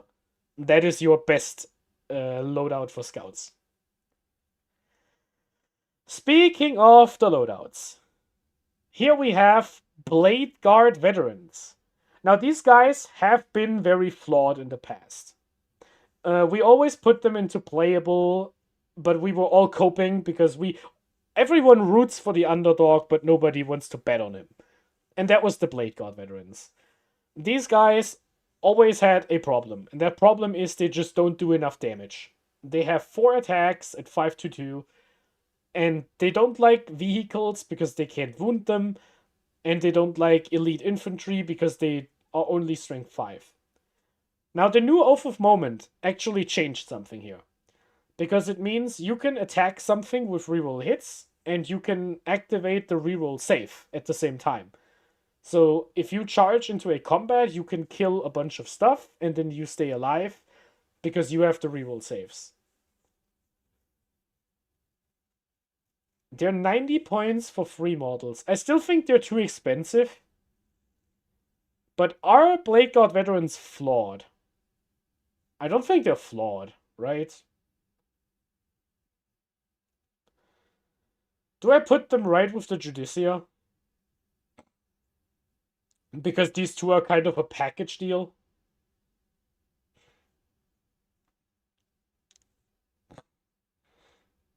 Yeah, I gotta justify the pick. I think the problem is I would always rather have company heroes than Blade Guard veterans. Because company heroes are surprisingly, you wouldn't believe it, actually tougher than Blade Guard against most profiles. Because a lot of things do 3 damage now. Tyranids, if you put Blade Guard out in front of a Tyranid army, they just die. Like, instantly. But if you put company heroes in front of a Tyranid army, they actually have big problems with that. So, yeah, I think they're playable, but you have to justify it. Oh, where did I put them here? Yeah, I'm putting them with the I'm putting them with the Judicia, because these belong together. I think that's what it is. Yeah, I think that looks good for now. I think the Lieutenant can move up when we're done with this, but yeah, I think that's what it is. Stern Guard veterans. These guys are... Are they flawed or are they bad? Where do Vanguard veterans go? Excuse me, Vanguard, not Stern Guard. We'll talk about Stern Guard in a second, because these guys are gonna be a rough one. Where do Vanguard veterans go? These guys get lethal hits when they charge? That's their rule? They're more expensive assault intercessors with slightly better combat. Last time we put them in D. But last time we had different tiers, so... I still think... Are they still flawed? Do I just take the easy way out when we put them next to the other jump pack models? I think so. Yeah, I think they're right here. I think I'm putting them in front of the character. Yeah, they have AP1. It's not great. They do get rules in First Company, which is why the tournament-winning list had a bunch of them in the army. Yeah, jump assaults are better. Yeah, it's not close. They're just better. That said, yeah, I think I'm putting them right here into flawed. They just don't do enough for the points. I hope we get new models for these guys with new rules at some point. Because I like Vanguard veterans. They're cool. I really like them. Now, talking about the cool units. We're getting there. We're 3 rows deep here. Almost 2 hours into the review. Stern Guard veterans got a massive overhaul. Their rule changed from reroll wounds, reroll once to wound against the oath target to reroll wounds against the oath target. Which is kind of wild. That is a good rule. That is a really good rule. Like, hot damn, is that good. Now, if you take the combi weapons, I think you're doing something wrong. Because the combi weapons hit on 4s, and they are anti-4+. Which means they don't benefit from the +1 to wound from Oath. Which means, but you have to use Oath, or you don't get the benefit out of them. I think this is something that has been said before, and I disagree with it for one reason. You don't have to take the combi weapon, because the bolt rifle is great. The bolt rifle is AP1, has an extra shot on 12 inches, and it is death wounds without the 4+, of course, but it is death wounds, and it is +1 to wound with the strength, so... Stern Guard veterans are definitely a really, really good unit. I think if you play Dark Angels or something, you take the combi weapons instead, and you just try to get as many death wounds, but yeah. These guys are really strong. We're putting them into A tier, and I think they're the 3rd squad up. I think it's not even close. I mean, we have Grim and some other people talking about using them as small units just to get the wound rerolls onto characters, and well, I wouldn't do that. I think it's pretty good. Yeah. Yeah, Twin Linked on 5s wounds everything on 5 up anyway. Well, it doesn't do the death wounds. That's the issues. The one issue is you don't get as many death wounds, but you get in Vanguard, you can get extra AP and +1 to hit. In Gladius, you can get +1 AP and ignore cover. You can take a Storm Speeder to get ignore cover. In the Librarius, these guys are actually broken. In the Librarius Conclave, these guys are broken because now I can explain the combo. The Librarian can have an enhancement which says a unit gets critical wounds on 5 up against vehicles and monsters. And these guys have death wounds on their guns. That means on rapid fire range, you get 30 shots, hitting on 3s with sustained hits, because that's also what the enhancement gives them. So you should get more hits than misses with the full rerolls. So let's say you hit like 28 times. I think you hit more often, but let's say 28. And then 1/3 of them is death wounds. So that is like 8 death wounds. And then you reroll everything else, and you get like another 5 or something. It should be even more, but you do like 15 devastating wounds to a vehicle or tank. I think the actual math is you actually get way more, because you reroll all your fails and just do it again. Yeah, I didn't even reroll the fails. That was before I did the wound rerolls. We were at like 15 death wounds. That is like wild. So yeah. I think no, I didn't. It doesn't matter. Math is difficult on stream. Here we go. These guys are nuts. You can hit them in the calculator. That combi is amazing, but they also do work with Titus in the Gladius. They also hit in combat, because all of them have 4 attacks. Salutations, Rogaldon. What do I think? The numbers, Mason. What do I think about Titus with Sternguard? It's a good unit. I think they're really good. I think you don't need Titus to make the unit work, because I think they shoot hard enough by themselves, but Titus is not that expensive. So I think you should add him if you want to. I think most detachments want to have Sternguard. I think the ones that don't are Ironstorm and Vanguard. And I think every other detachment wants them. I think even in the Stormlands, you take them, because the bolt rifles are assault. So if you pay 1 command point, you can just give them sustained hits in the Stormlands. So yeah, Sternguard are really good. And as was pointed out earlier, the reroll wounds also work in melee. So if you just use them as 5-mans to give a captain death wounds, I think that's completely fine. I would still prefer assault intercessors, but yeah, Sternguard veterans are great.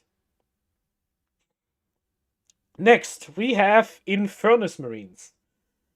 Oh, Sternguard veterans in A tier, for those who are not watching and listening.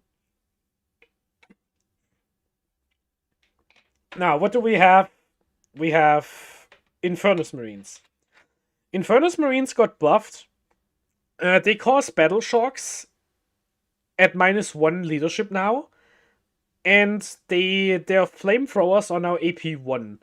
So it is now a strength 5 AP 1 ignores cover, which is now a heavy flamer, essentially. So the entire unit has heavy flamers, which is honestly not bad. They went up to 90 points, I think. They were at 80 and now they're at 90 or 85. Is it 90 or is it 85? So they got a bit pricey, but I don't think they're bad.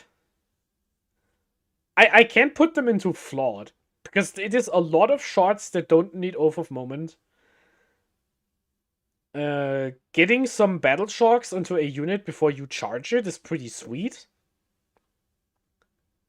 In Firestorm, they are strength 6, which means if you want to make a dedicated anti-Eldar army, you can just make a Firestorm with like 5 of these in 3 transports, and you just start flaming out of the firing deck.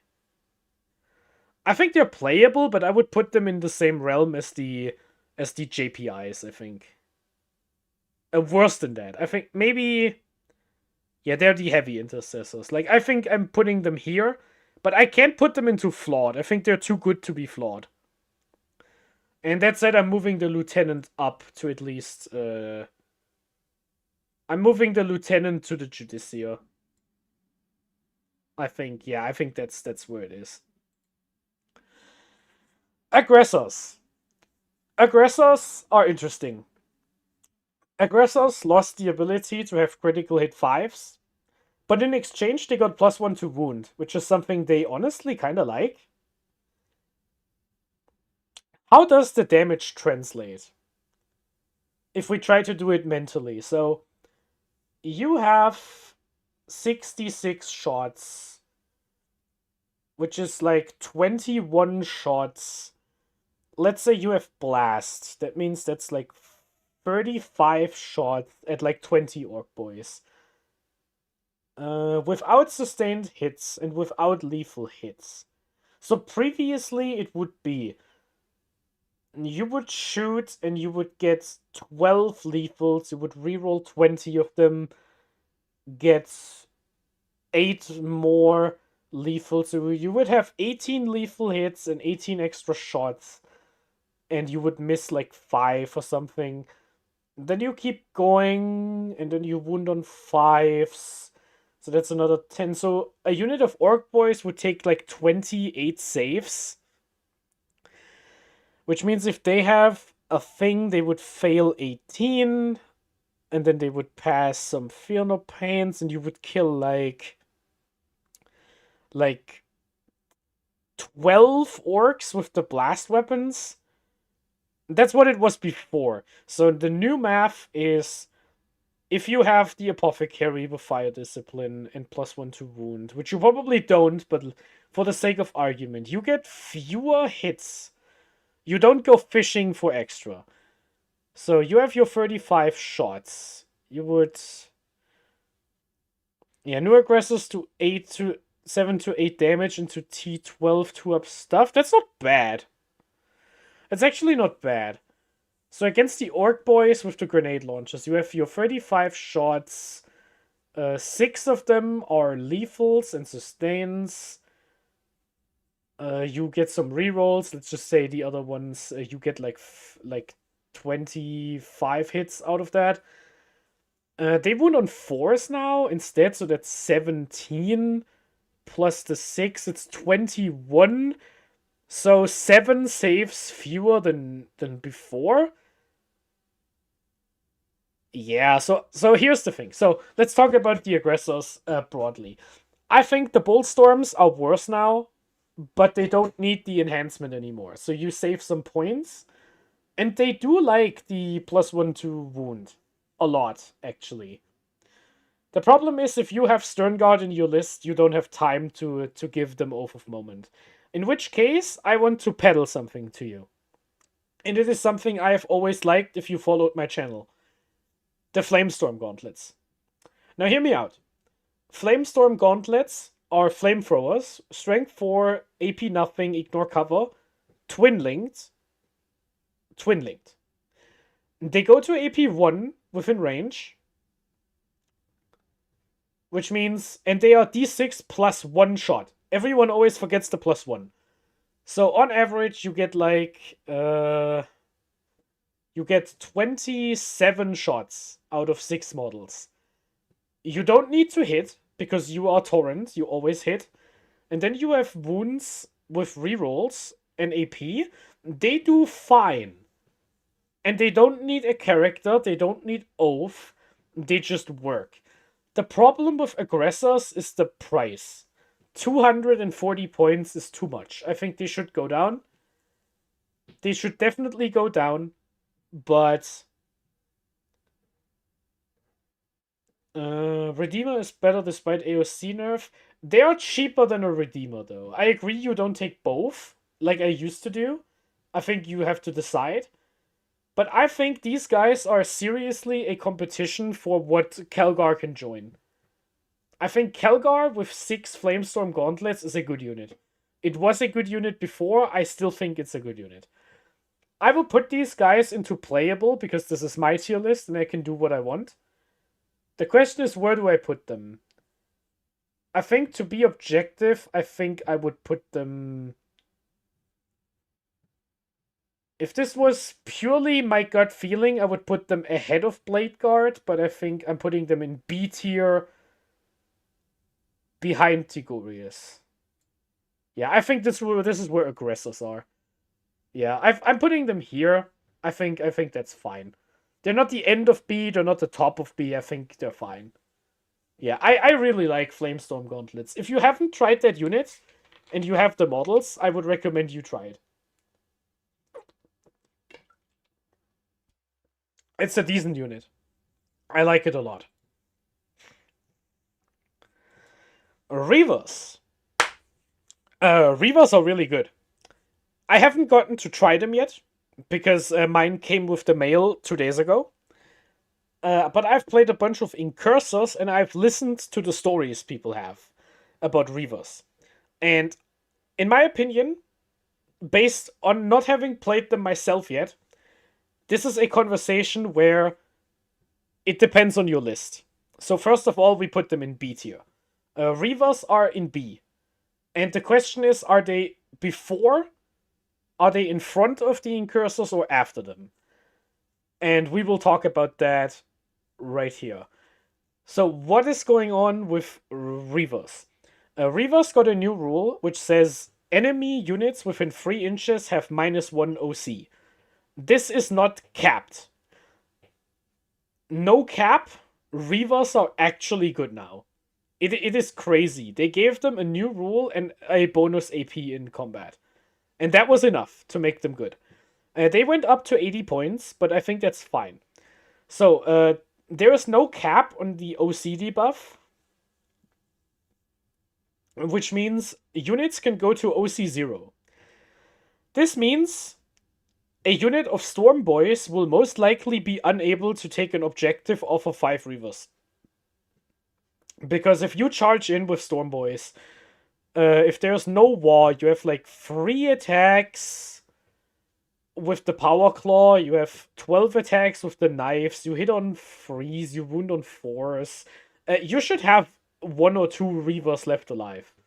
And if you do, the Storm Boys don't take the objective, because they're OC 0.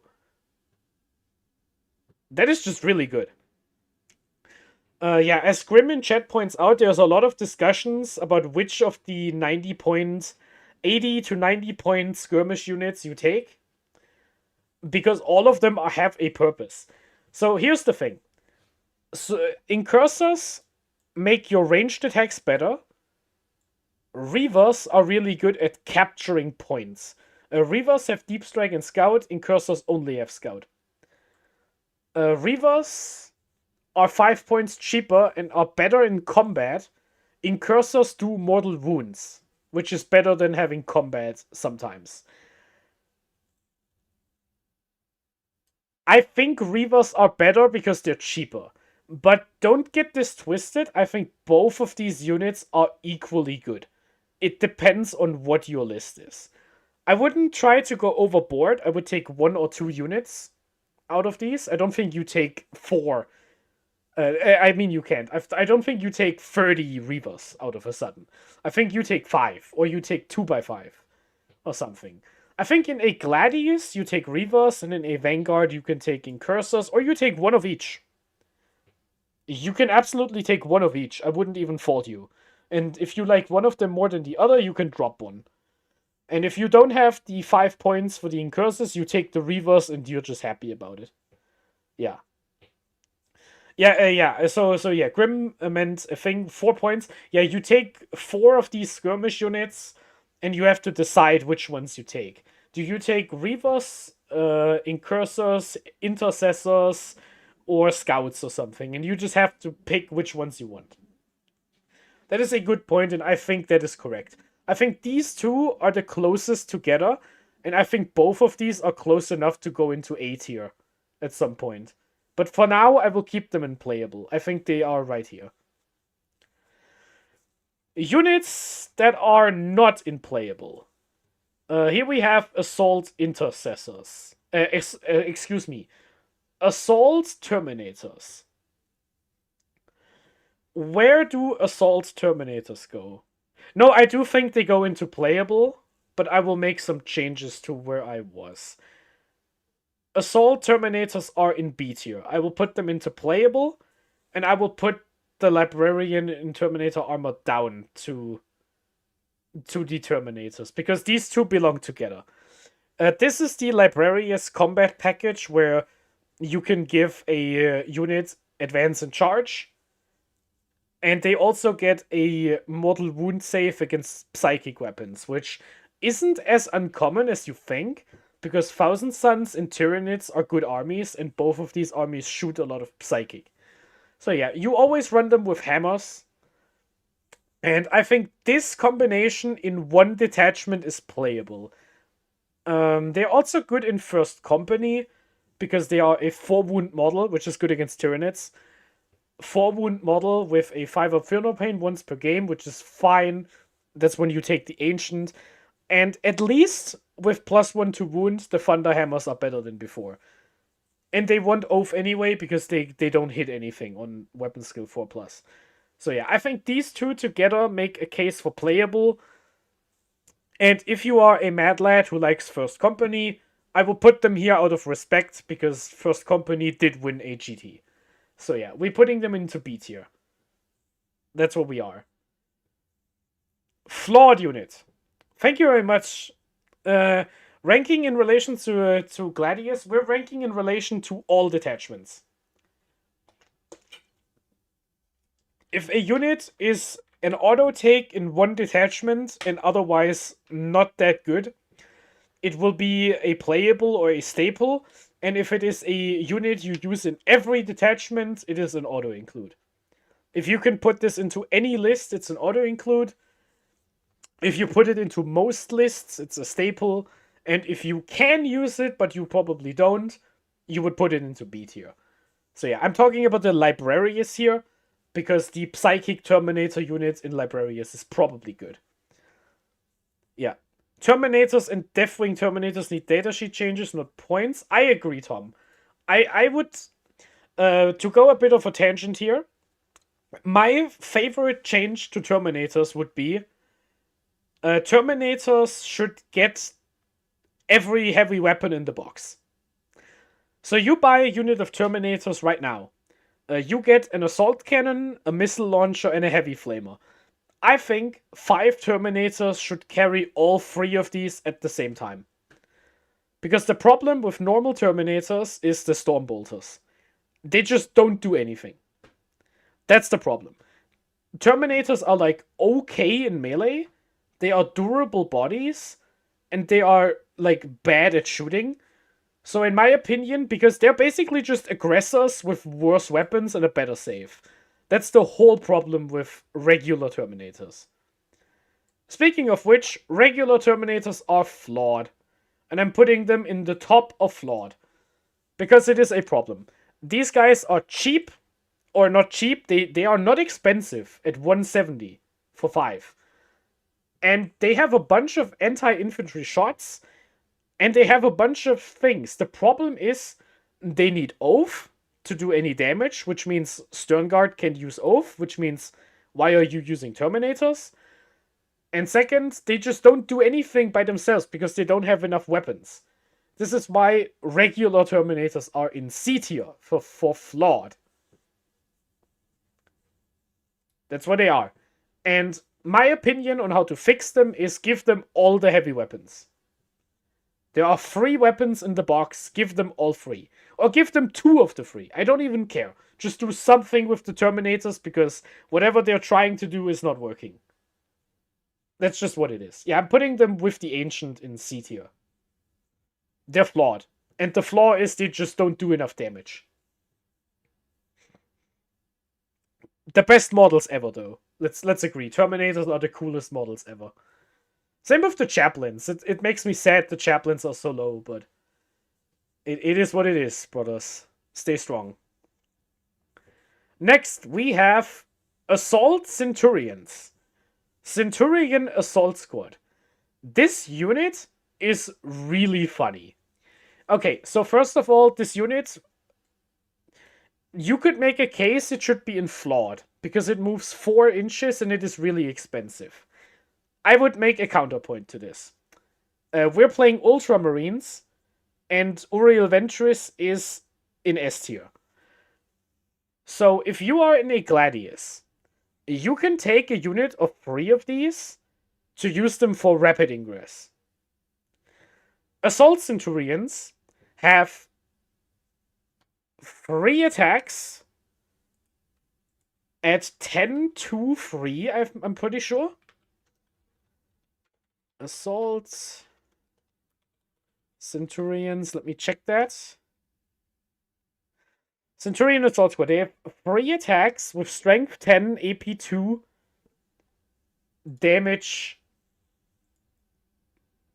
Terminators as a melee break in Vanguard with Blade Driven Deep. I think you have better options in Ultramarines, James. I think you would always rather have a Marnius Calgar unit with Blade Driven Deep, but you could definitely do that. I think the reason I put Terminators into playable is because of the Librarius detachment. Because with the you get +2 to your movement with the Librarian, and you get advance and charge. So you have a Terminator unit that moves 7 inches and can advance and charge. So yeah. Here we go. Oh. Excuse me, someone was banned. Let's check that out. Oh, it was just a spam. Never mind. That's how we do this. Okay. Just a bot in chat. The volatile AI has been banned. Yeah, let's keep going. Assault Centurions. So these guys have a flat 3 damage, strength 10 melee weapon, and they get sustained hits 2 against vehicles and monsters. These are Assault Centurions. We'll get to the other Centurions soon. These are the Assault Centurions, the one with the melee weapons. These guys are playable in Ultramarines specifically.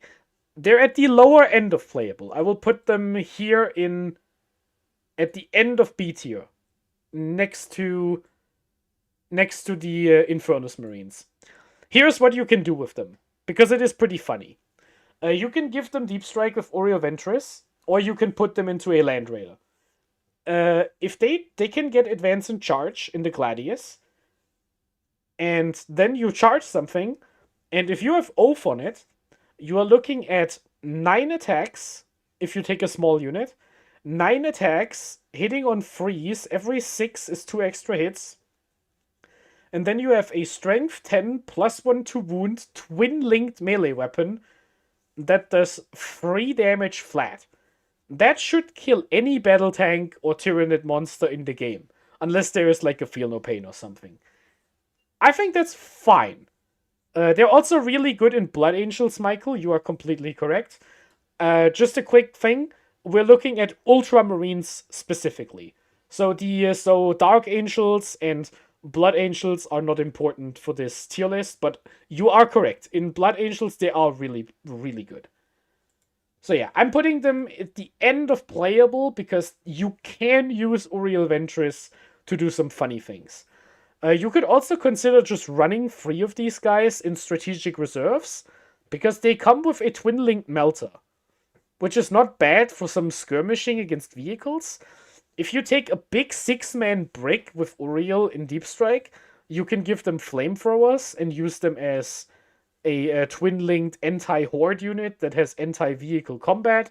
So yeah, it is not perfect, which is why you could make a case they're in C tier, but I think you have more expression of skill with the Centurions than you have with the Terminators, because at least the Centurions can actually kill something. Here we go, another infantry unit. We have the Centurion Devastator Squad, and these guys will be unapologetically pulled into A tier. And I will explain why pretty soon. And I think they go here, behind the Stern Guard. Now, what is going on with Centurion Devastators? Behind G-Man, you know what? Yeah, you're correct. Yeah, you're correct. Okay, so we have Centurion Devastators. Now, you could make an argument that these guys are almost always and only good in the Vanguard Spearhead. Centurions are the goats. These guys are the hardest hitting unit in your entire book when it comes to shooting. These guys shoot so goddamn hard you wouldn't believe it. They have a twin-linked glass cannon and a missile launcher that is strength 9 with 3d damage, and it is blast. These guys can kill any battle tank with one shot. They can just pop it out of the game. They can kill any horde unit with their blast weapons. It just happens. I played against Gene Stealers last weekend and it just worked. I just popped a 20-man unit and it was gone. Just like that. And they do that. Now, the downside of these guys is their mobility. Thankfully, we are in Ultramarines. So we can use Uriel Ventress to give them deep strike. That means in the Vanguard Spearhead, you can use guerrilla tactics to go back into reserve.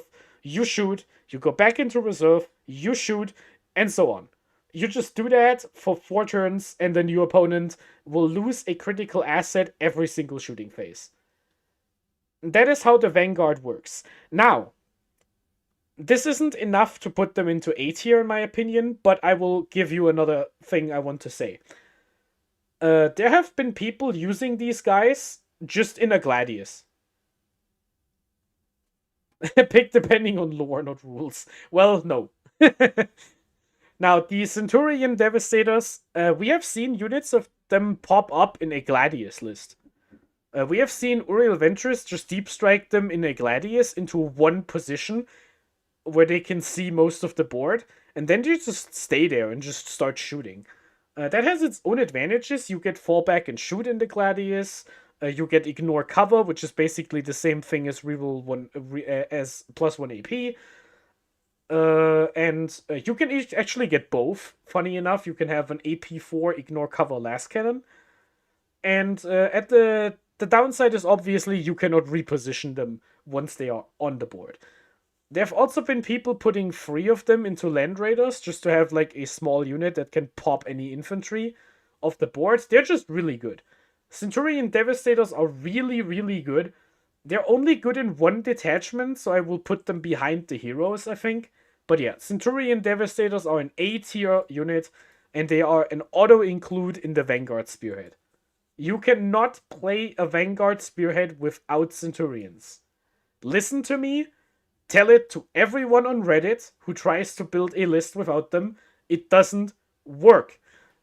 Pay the $85 for 3 models that look ugly as hell, and you just suck it up. It is the tax. If you don't want to pay the Centurion tax, don't play the Vanguard Spearhead. I'm the gatekeeper. You're blue, red-eyed gatekeeper. Alright.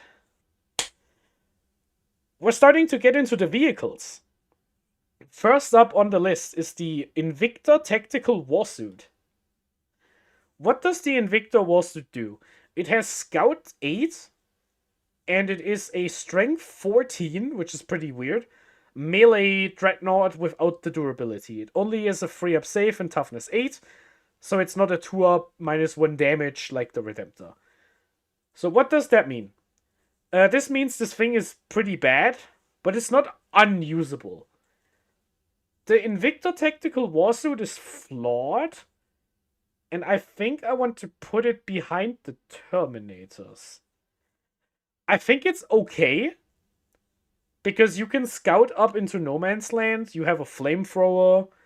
The problem is just its other rule, which is it shoots back if you run Phobos. If a Phobos unit gets shot, the Invictor shoots back. It is really, really easy to kill with Melter. If your opponent has like 3 Melters pointing at it, it just explodes because it has no save, Toughness 8. It is really easy to kill for anti-tank. It doesn't do that much damage, it is just mobile. And it is still kind of expensive, but it's a cheap vehicle, it has Scout, so I'm putting it into C tier. It's not bad, it's just not good enough. The Brutalis Dreadnought. This is the melee Dreadnought, the one with the multi-melter. I just realized my pictures for the other 2 Dreadnoughts are terrible. They look exactly the same. Okay. Here we go. The Brutalis Dreadnought. The Brutalis Dreadnought is a twin-linked melee model. How do I rank the detachments as an Ultramarine player? If you don't mind sticking around until we're done here, I would tell you at the end of the stream. I would not mind telling you at the end of the stream, James. So where do we put the Brutalis? The Brutalis is not bad. I think it's playable. I think the Brutalis is playable. The question is, where do we put it? It is a roadblock in Ironstorm because it's difficult to kill at a 2-up save. It has advance and charge and it does mortal wounds. But you could be doing better. You could just run a better melee unit. Xeno, I could do another tier list. That's true, but yeah, I can spoil it at the end of this video and we can make the proper tier list some other time. It's playable. The Brutalis Dreadnought is playable. I think I will put it around this tier. Where is it? I lost it. There it is. I think I will put it here. Like, it's fine. It's not exciting or anything, but it is cool. It's fine. You can definitely play it. I don't mind. I think it's right here. With the heavy intercessors. I think that's where it should go. Alright. Hey, it's time for a bad unit. You guys have been waiting for this, right? Let's rip into the bad units. The regular Dreadnought. This thing is really bad. I think it might be worse than the Tactical Squad. Is that right? I don't even know. It's really bad. We're putting it here, because I can't decide. So the regular Dreadnought, it moves 6 inches, it has 8 wounds, and it has a 6-inch aura of infantry units within 6 inches, reroll once to hit. So, rerolling hits is good. Rerolling hits within 6 inches of a very easy to kill model with the thing. Better than Tech Marines because you can babysit a Tech Marine. You can babysit a Tech Marine with a Rhino. And you don't pay 160 points for it. This thing is expensive. This thing is really bad and really expensive. That's the problem. It is expensive and bad. Yeah. The same movement so it can't outrun, but you can just slow down. Also, the Ballistus Dreadnought is right here. And does it just better. But yeah, I am not that strongly attached to it. I will make... It's better than Tactical Marines. You got me. I will accept, Brands. I will accept. It is better than Tactical Marines. Alright. So yeah, it's a bad unit. It's too expensive. The rule isn't bad, but how much infantry shooting that is within 6 inches of a Dreadnought are you running? Probably not a lot. And it's really easy to kill. It has 8 wounds. Yeah, the firstborn text, Tom. That is true. Next, this is the Redemptor Dreadnought. You can tell because it has the yellow thing on here. And the Brutalis, it has the white thing here. So yeah, these are terrible pictures. I apologize. So, the Redemptor Dreadnought. If this was me from the last tier list, I would have put it like here. Redemptor Dreadnoughts were really bad last time we did this tier list. The problem is they're really, really expensive. They have a rule at least, that's fair. Redemptor Dreadnoughts are really expensive, so I put them in C last time.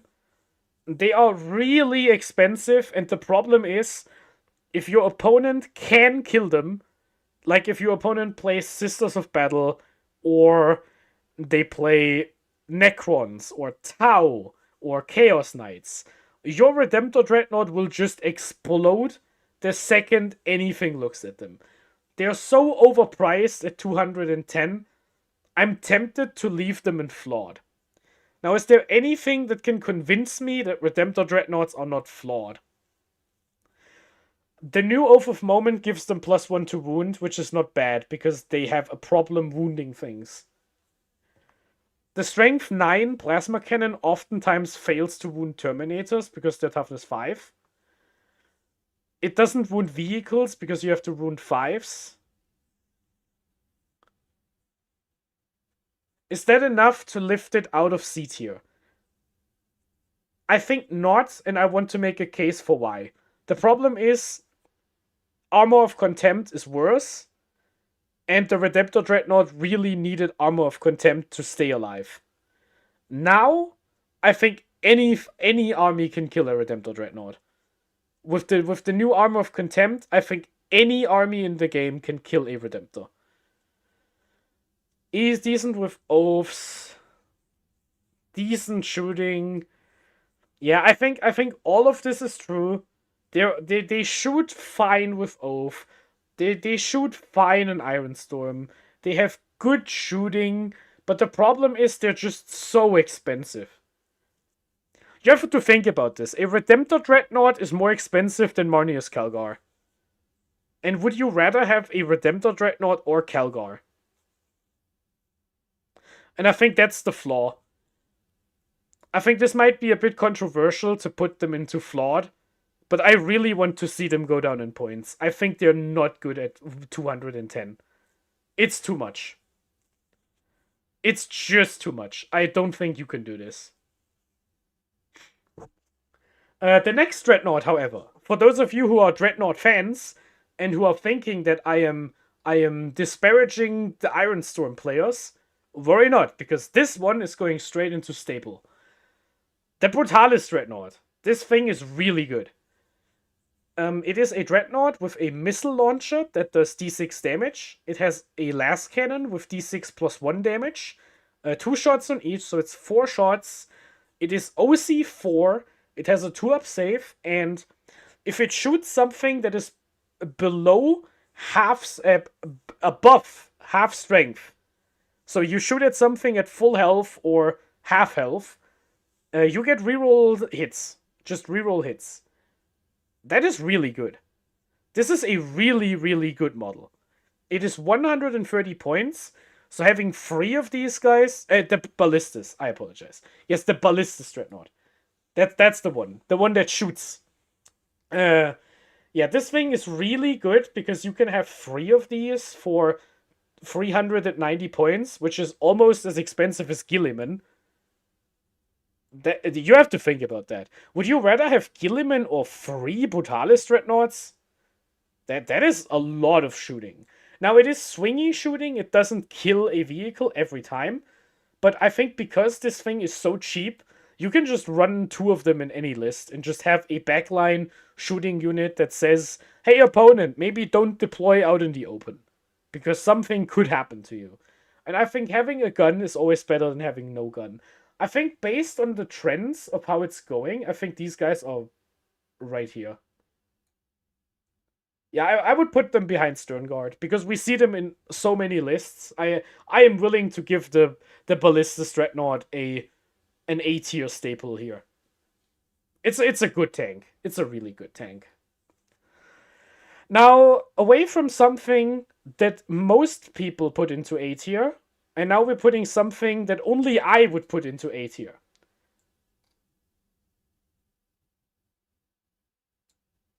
Hello, Suppressors. Suppressors are absolutely nuts. Should the Baneblade here? No Baneblade. Yes, so we have Suppressors here. I'm putting Suppressors into A tier staple, and let me talk about why. Suppressors are 75 points for 3 models that move 12 inches. Number 1, they do actions. They do effectively every action in the book because they are infantry models. They can fit into ruins, they can walk through walls, they move 12 inches, they can score area denial, containment, sabotage, retrieve assets, cleanse, behind enemy lines because they have deep strike. They can do anything. These guys are so good at scoring points. And they are 75 points. That is the 3rd cheapest thing for that role you can take in the army. Second, if you shoot something whatever you shot is now, or like one thing. You shoot at one thing, and that thing is now suppressed. A suppressed unit has -1 to hit until your next turn. Shooting and combat. Suppressors give you many options. Let me explain 2 scenarios that came up in my games recently. I played against Leagues of Votann, and I had a judgment token on my Centurions, which means if the Votann player shoots my Centurions, the Votann player gets +1 to hit and wound. I play the Vanguard Spearhead, so if my opponent shoots outside of 12 inches, they get -1 to hit. Which means the Land Fortress, which hits on 4+, would hit on 3s, and then would hit on 4s again. Now, the Land Fortress is strength 12, AP enough, ignore cover, and it does 4 damage. So if the Land Fortress shoots my Centurions, there's a likelihood I will lose a bunch of models to that. However, if I hit the Land Fortress with my suppressors, it is now -2 to hit, and one of the -2s is now countered by the +1. So the Land Fortress hits me on 5s with its 2 shots or something, which means there's a very high chance the Land Fortress will not hit me. I'm also pretty sure, please correct me if I'm wrong, the Land Fortress has critical hits on 4+, but in order to score a critical hit, it has to be a successful hit. So if a 4 would miss, it would not trigger a critical hit. Unless I'm wrong about that. I'm pretty sure that's how that works. I think the sustain would trigger, but it wouldn't trigger the original hit or something. Something about that. So that is a thing. This is a Votann counter unit. And if you're from Germany, like me, countering Votann is a very important thing because this army is busted as hell. Second thing. The -1 to hit works in combat. I played against an orc list that was green tide. So it had multiple hordes of boys. It was 4 20 model bricks of orc boys.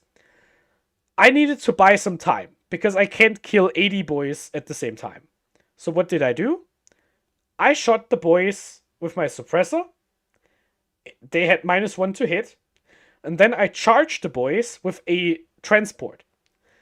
The boys, at -1 to hit, do not do enough damage to kill a transport. And the boy unit was locked in combat for 3 turns, because there is no fallback and charge in Green Tide. Those are 2 things I just told you. So that's the -1 to hit. So let's resume here. Number 1, they do actions. Number 2, the -1 to hit, while situational, is pretty useful. Number 3, suppressors have a strength 8, AP1, 2 damage gun that is really good with Oath. If there is an Oathed target, not because you Oathed it for the suppressors, but there is something Oathed, and it survived with a few wounds, 9 shots from the suppressors can probably finish it off. These guys are pretty good at killing like 5 Space Marines on an objective. If you just fly next to them so they don't get cover, and they're oafed, and you just gun them down, pretty good. Yeah, suppressors are really good.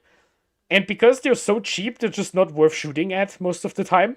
So yeah, suppressors are an A-tier staple. I hope I made my case clear. I think these guys are the best skirmish unit in Space Marines. I think you should play them in every list. Unfortunately, the models are a bit hard to come by because they're not sold at the moment.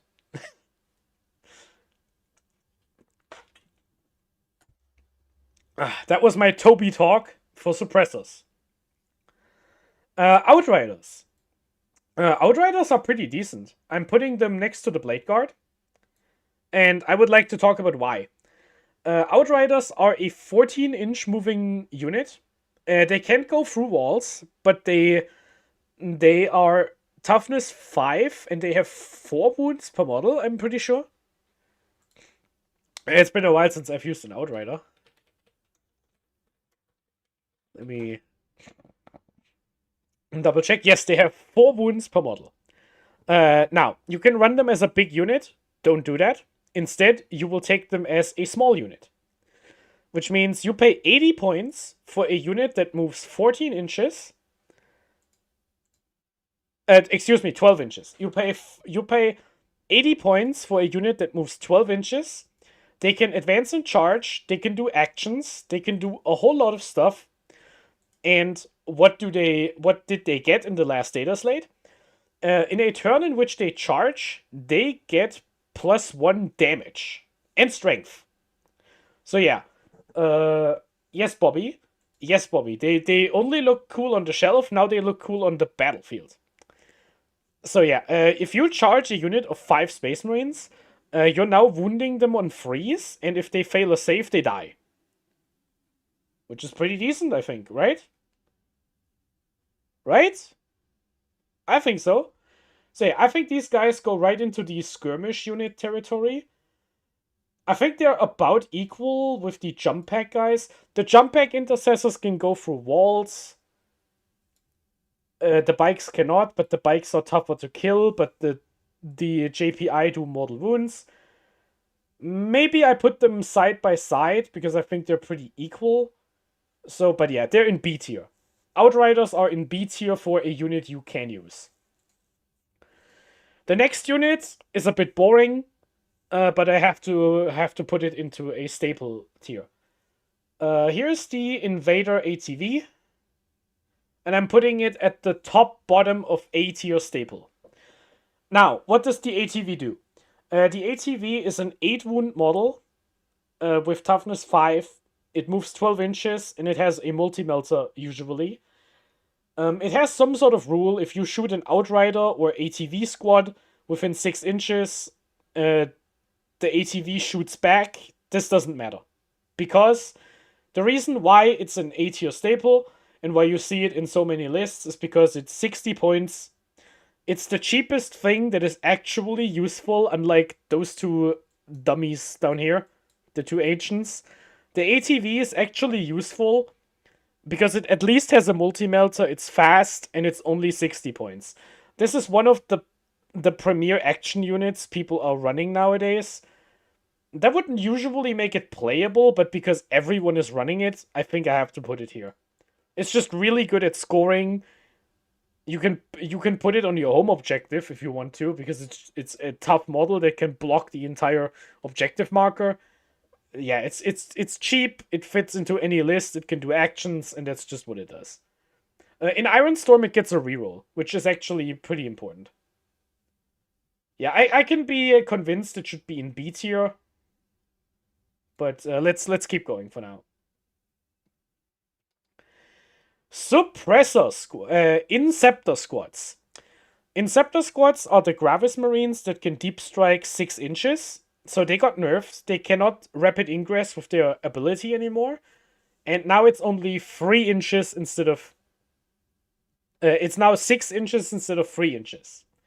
So you would think Inceptors would go from playable or A tier down to like flawed. Well, you thought wrong. These guys are really good.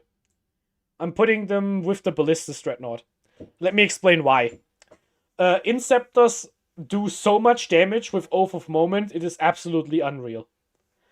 I've played a bunch of Vanguard games, and they just blow apart battle tanks with Oath like it's nothing. A unit of 6 Plasma Scepters with Oath of Moment just kills a Land Raider. Sometimes. Like, more often than not, actually. You just kill it. It's crazy. Do the math. Reroll hits, +1 to wound, twin linked. It is absolutely wild. You can just kill it. Absolutely crazy.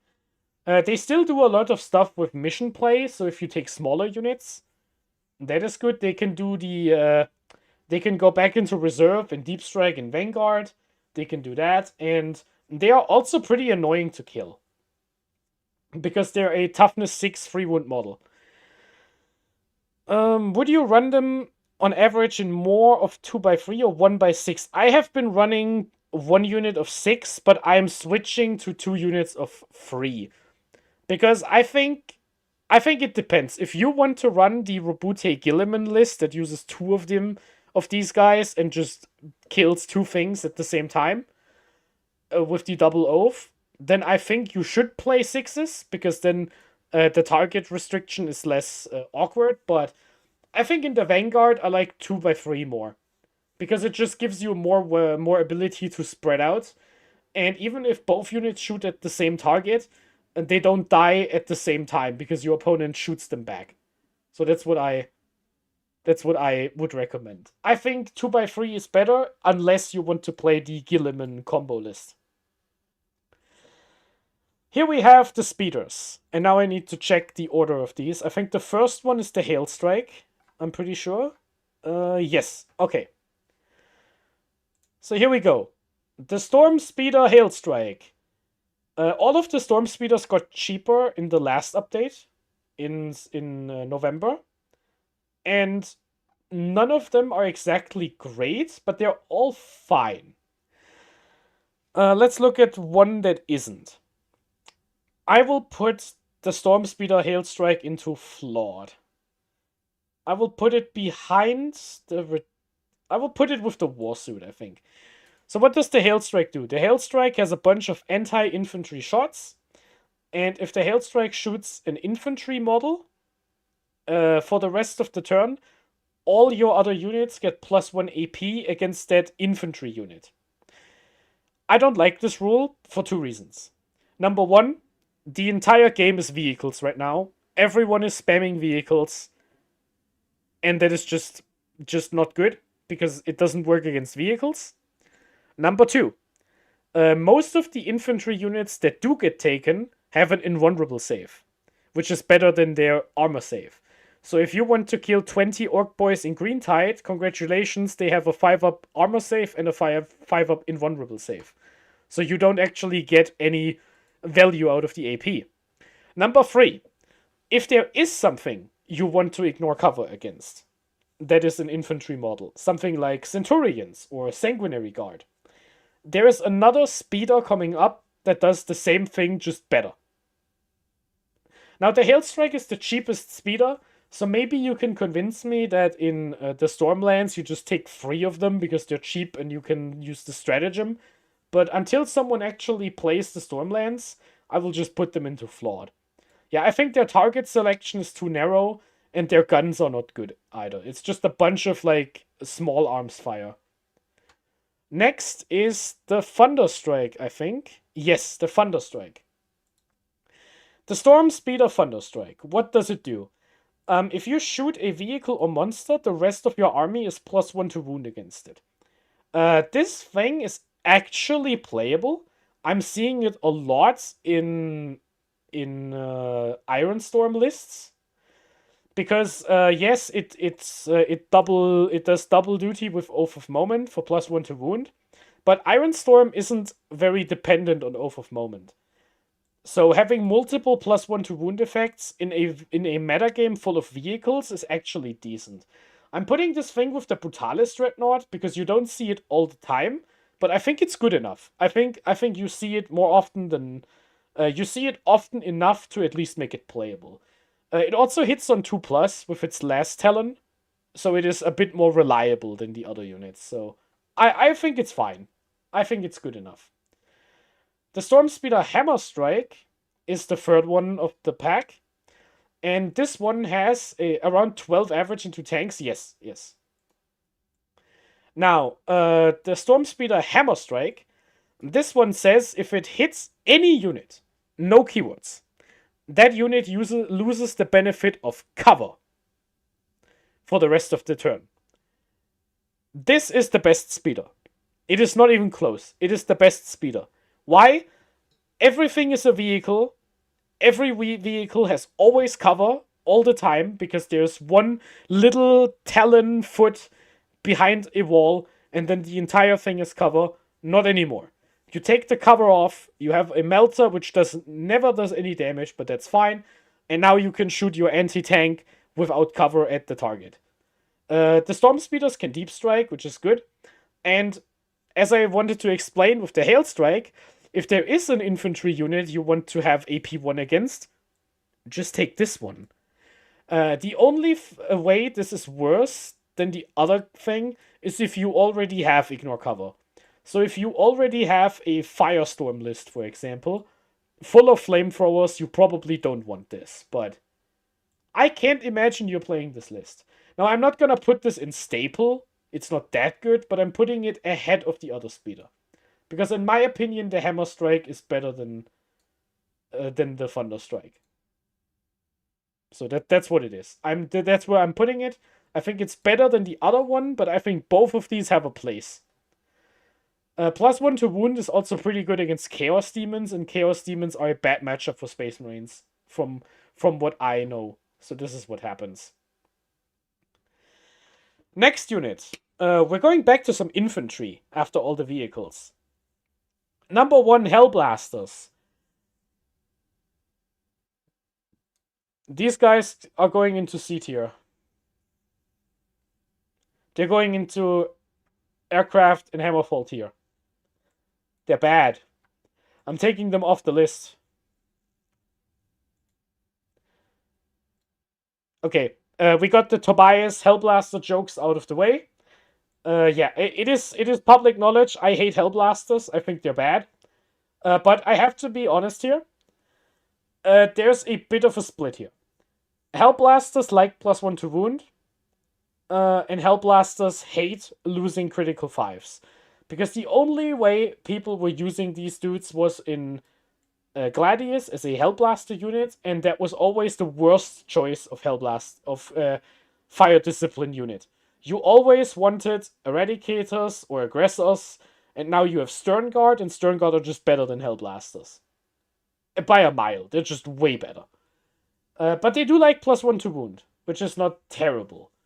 So where do I put Hellblasters? I think I have to put them into playable B tier, begrudgingly. I'll put them at the end of B though, because this is my list and I can do what I want. Yeah, that's what happens. There's something decent to Deep Strike with Uriel, I guess, but it's not exactly awe-inspiring. So why do I not like Hellblasters? So the problem is Hellblasters have an issue. You pay so many points for Hellblasters, and Hellblasters have a very low shot count. You only get 2 shots per Hellblaster, and a lot of your models over the course of the game will kill themselves and whittle themselves down. So this means your Hellblasters will get smaller and smaller every time you activate, and you think that is fine because they have a shoot-on-death mechanic. What if I tell you that your opponent also thinks that's fine? Because you will do less damage every single turn. And your damage wasn't great to begin with. There are targets Hellblasters will just whiff against. They don't have rerolls, they don't have any extra AP or anything. They're just plasma guns that sometimes shoot extra. And they don't shoot extra enough to get past the fact that 20 is a low value of shots. I have never been scared of Hellblasters. I have never lost a game in 3 editions of 40k against a Space Marine player with Hellblasters. I have never lost a single game of 40k against an opponent with Hellblasters. And I've been playing this rule set and the last 2 rule sets for 9 years. 8 years, something like that. I don't like Hellblasters. I don't think they're good, but I have to begrudgingly put them into playable. Because at least they could do damage. Eliminators. Eliminators are a great unit. They have a really good rule because they have Fire and Fade, so they can shoot and move. They have a Last Talon, and Last Talons are pretty good. And if they are stationary, they have Death Wounds, that doesn't matter. The important thing is they infiltrate, they have move, shoot, move. They can do a lot of positioning objectives. And they have a big flaw. I'm putting them behind the Redemptor in Flawed for one reason. And that one reason is they're too expensive. Half a year ago, there was a thing you could do where the Eliminators could use the firing deck of a transport to shoot, and then they would get into the transport and then shoot again. The other way around. So you would shoot your last talents at something, and then you would use your Fire and Fate move to get into the transport, and then you could shoot out of the transport again with the guns that just embarked into the transport. This was nerfed 6 months ago, but 9 months ago, the points for this unit went up by 15. And it never went back down. Even though the unit got nerfed, and the rule that was the reason why it got nerfed doesn't exist anymore, the unit is still the same cost. And this is completely baffling to me. Because why would you do this? Why? Why would you even consider doing this, Games Workshop? It makes no sense at all.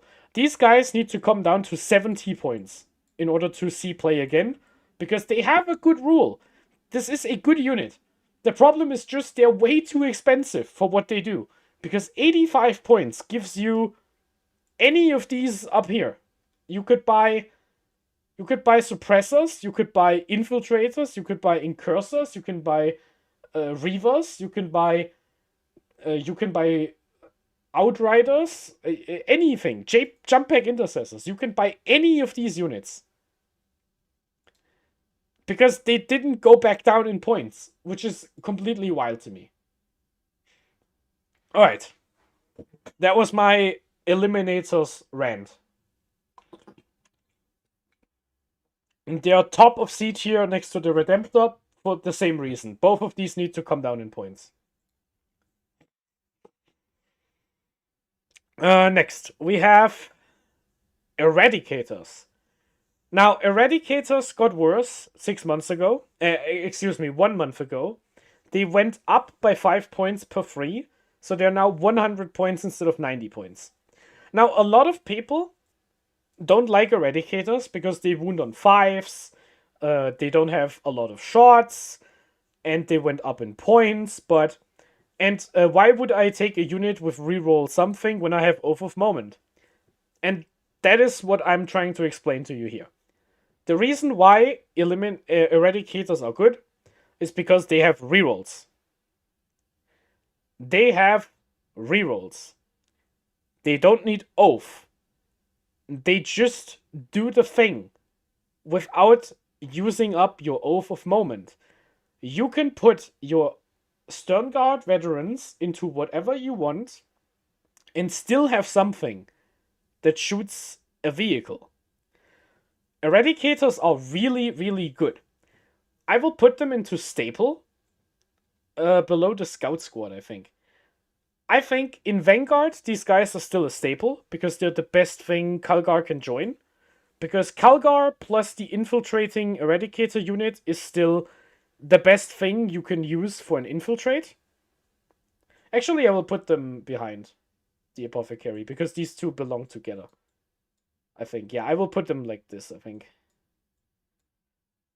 Yes, like this. So, here's the thing what you do. So, the infiltrating Melter unit sets up behind a ruin next to an objective, and they basically say to your opponent, hey, if you walk out of here and you walk to my point, you're taking 8 Melter shots.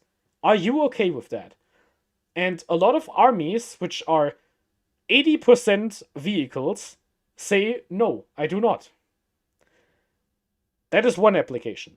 The second application is that this is actually an action unit. For 100 points, you get 3 models with toughness 6 and 3 wounds, which is not trivial to kill. Something real has to shoot at them.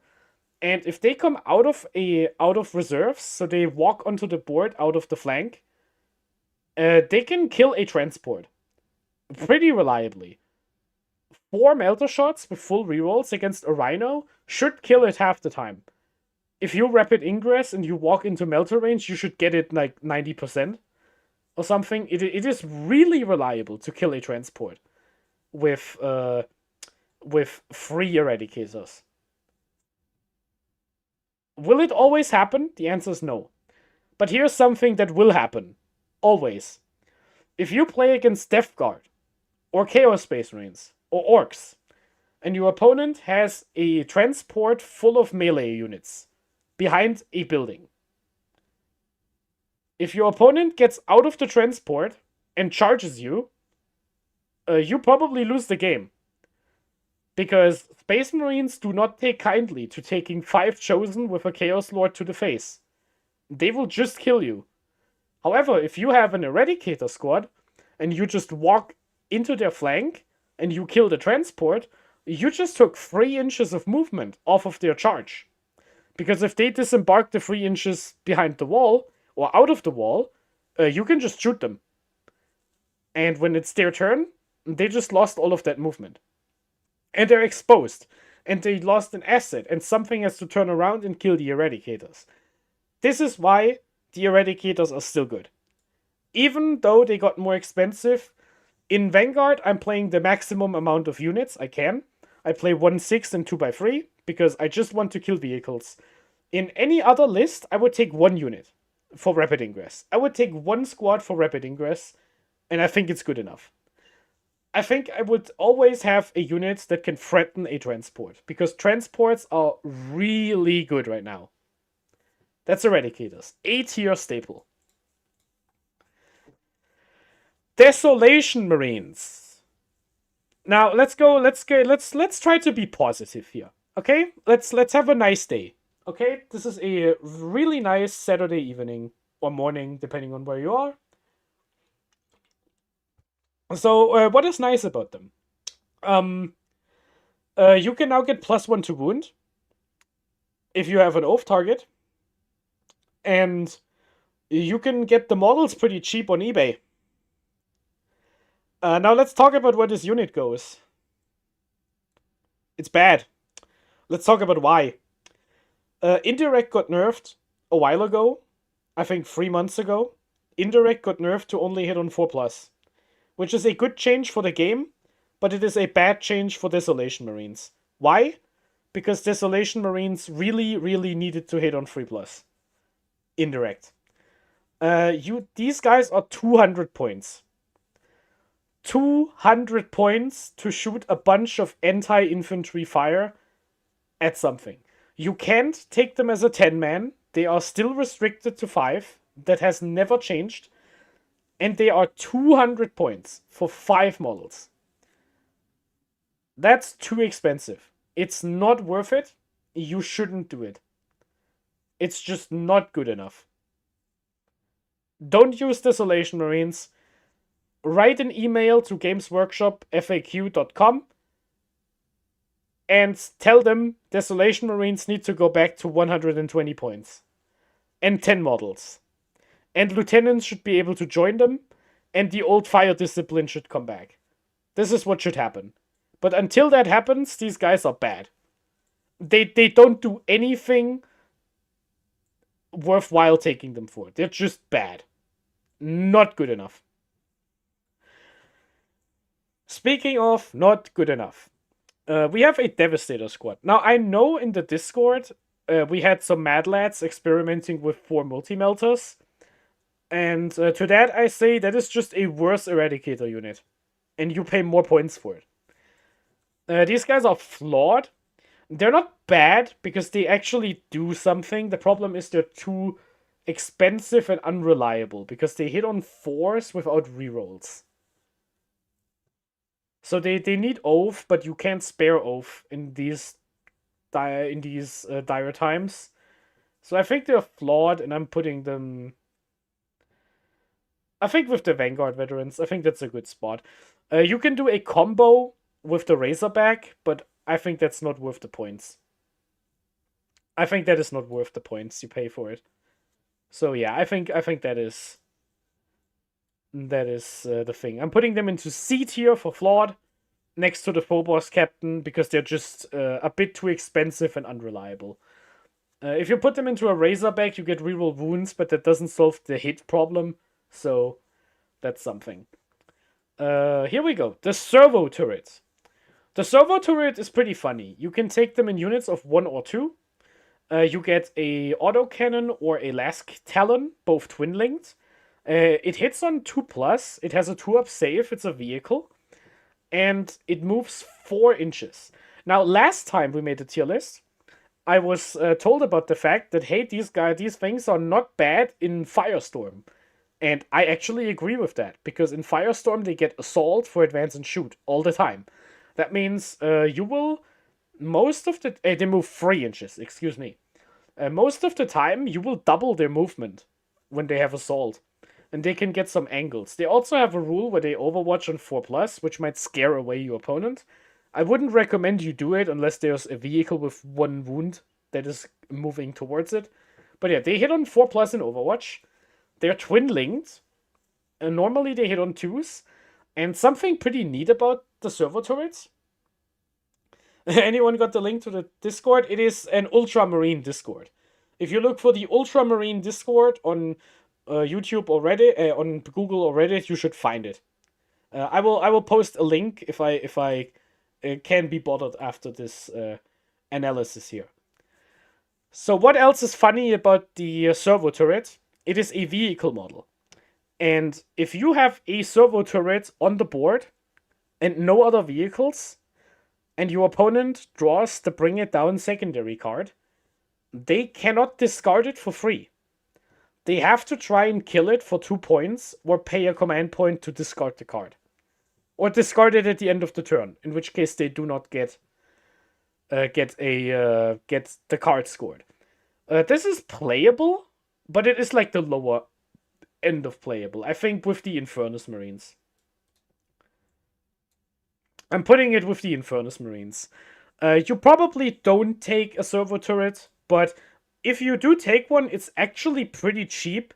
It can outflank and walk into the board from the edge. And it does actually give you a tangible benefit for your secondaries. Which is not bad. It's not terrible. And it's pretty cheap. It's 75 points. Next on the list is the Whirlwind. The Whirlwind is slightly better than the Desolation Marines because it gets rules in Ironstorm, but it's still bad. It's not bad, it's flawed.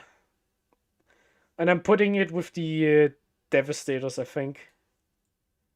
I'm putting it below the Devastators. Here's why. The Whirlwind has a rule. It shoots indirect. It shoots 8-2-2, I think. It was 8-2-2 or 8-1-2, but I'm pretty sure it's 8-2-2. It shoots D6 plus 3 shots. It has blast. It shoots indirect. And if it hits something, it has to take a battle shock test. Now, why is the Whirlwind not great? The reason is because indirect fire is nerfed, and it is not worth to take them. They're really, really, really expensive at 180 points for one. And the problem is it doesn't actually kill anything. 3 Whirlwinds have a very high chance to not kill 5 scouts behind a wall. Because you have to hit on 4s, you have to wound on 2s, and then they get a 5-up save. That is just not a great quota. It's unreliable and too expensive. It used to be a terror in Ironstorm, and the game is better now that they're bad. But yeah, interestingly enough, in my opinion, a Whirlwind has worse shooting than a Desolation Marine squad. Because I think the before the nerf, I think. Because the Desolation Marines, at least the Sergeant hits on a 2+. And the Whirlwind hit on 4s always. So that is something that happened, and now it's just bad.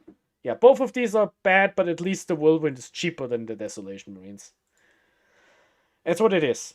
Now we get to some good tanks. So these are the Gladiators. First of which is the Valiant. And the Valiant is the worst of the bunch. What do we think about the Valiant? So the Gladiator Valiant, that's the one that is +1 to hit against the closest target, I think. Yes, the closest monster and vehicle, it is +1 to hit. All of its weapons are strength 9 and strength 10. So it doesn't have the highest strength for a tank hunter. But at least... And it's 160 points. It likes the new oath, but everything likes the new oath. Is this a playable thing? actually think nobody will be mad at me if I put this into flawed. I will put this with the other speeder. I will put this with the Hailstrike. This is the worst gladiator. I never see it on the board. I have never used it myself, so take this with a grain of salt. But yeah, I think it's too weak and it's unreliable. Yeah, it's just there are just better options. That's completely true. I'm trying to be nice here, but I think it's not that great. The Gladiator Lancer is next. Now this one has a d6 plus 3 cannon. It has a hit, wound, and damage reroll always whenever it shoots, and it has really long range and AP4, which is good. Now there's a problem with the Lancer, and that is the Lancer is not reliable, which is crazy because it rerolls. The problem is, so much about the game right now is terrain. It is really difficult to draw a long firing lane across the board. And if you do, it usually means you get shot back. And if the Gladiator Lancer gets shot back, you have a problem, because the Lancer is not tough. It's just a normal battle tank. It is good at popping like transports and other battle tanks, but the problem is transports usually sit behind walls and not out in the open. So your window of opportunity to shoot something is low, and it compares itself to the Ballistus Dreadnought. And because the Ballistus Dreadnought is tougher and cheaper than the Lancer, even though the Lancer does more damage, I think the Lancer is one tier below the Ballistus Dreadnought. It's a playable model. I have used Lancers myself. I don't like Lancers very much because they're so narrow in their application, but they're not terrible. There's nothing wrong with this model. It is just it doesn't play as well as you think it does. So I'm putting this with the Blade Guard, I think. I think the Lancer is a completely fine model. You can play it. It's completely fine. On that same note, we have the Gladiator Reaper. The Gladiator Reaper is really good. This thing has sustained hits 2 against infantry. It has death wounds with a twin-linked weapon. And it has a bunch of anti-infantry shots. Now, this is context dependent. The Gladiator Reaper is better against infantry than against vehicles. So in some metas, against some armies, it will struggle. But it can at least do 2 or 3 devastating wounds to whatever you shoot at. Like in the worst case. If you play against Chaos Demons, there's only big monsters, you will do 3 mortal wounds to a vehicle. Which is not, to a monster. Which is not great, but it's better than nothing. So yeah, the Gladiator Reaper. I'm putting this into playable. It has fallen a bit in my list selection, because I'm not running that type of Gladius anymore, but I still think it's good. I think now it's worse than the Lancer, but I still think you shouldn't sleep on the Reaper. The Reaper is really good at killing infantry. And if you need to kill infantry, you take the Reaper. It's also good in Ironstorm. It is also really good in Ironstorm. If you give its critical hit 5s with the sustained 2, that's pretty wild. The reason why I'm not putting it into 8 here, despite Ironstorm, is because there's a tank coming up that deserves it more. The Predator Destructor. The Predator Destructor has +1 AP against infantry units, and it comes with an autocannon that is flat 3 damage, and it has 2 last cannons. This is usually only taken in an Ironstorm, and ever since the Ballistus Dreadnought got cheaper, this thing has been pushed out a little bit, because the Ballistus Dreadnought is more reliable than the Predator. However, I don't think the Predator Destructor is bad. I think this thing is pretty decent. I'm struggling, do I put it into staple or playable? What should it be? Ironstorm plays these. That's not a question. Ironstorm plays it. So it should be a staple, I think. Yeah, I think I'm putting it into staple, but it's not as high as it used to be. I think I'm putting it... I think with the scouts. I think that's a fair placement. Yeah, it's only playable in Ironstorm, nowhere else. But in Ironstorm, it's a staple. you always play it in Iron Storm. Because it's the cheapest tank. Next, we have the Predator Annihilator. The Predator Annihilator is cheaper than the Destructor. And it got buffed recently. Its rule is now it rerolls damage rolls against vehicles. It comes with a twin las cannon, which is also strength 14, I'm pretty sure. It's a bit better than the normal one. And it also has 2 regular las cannons.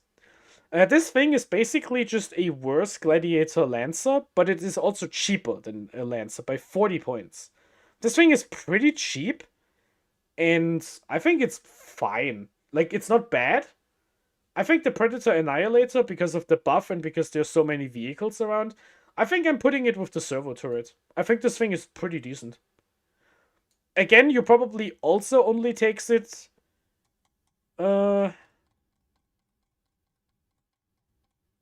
Math-wise, heavy Hellblasters outdamage stern on vehicles and monsters. That is true, Tom, but only outside of the Librarius. In the Librarius, the Stern Guard just kill anything. They can kill a monolith in one shooting phase. It is bizarre.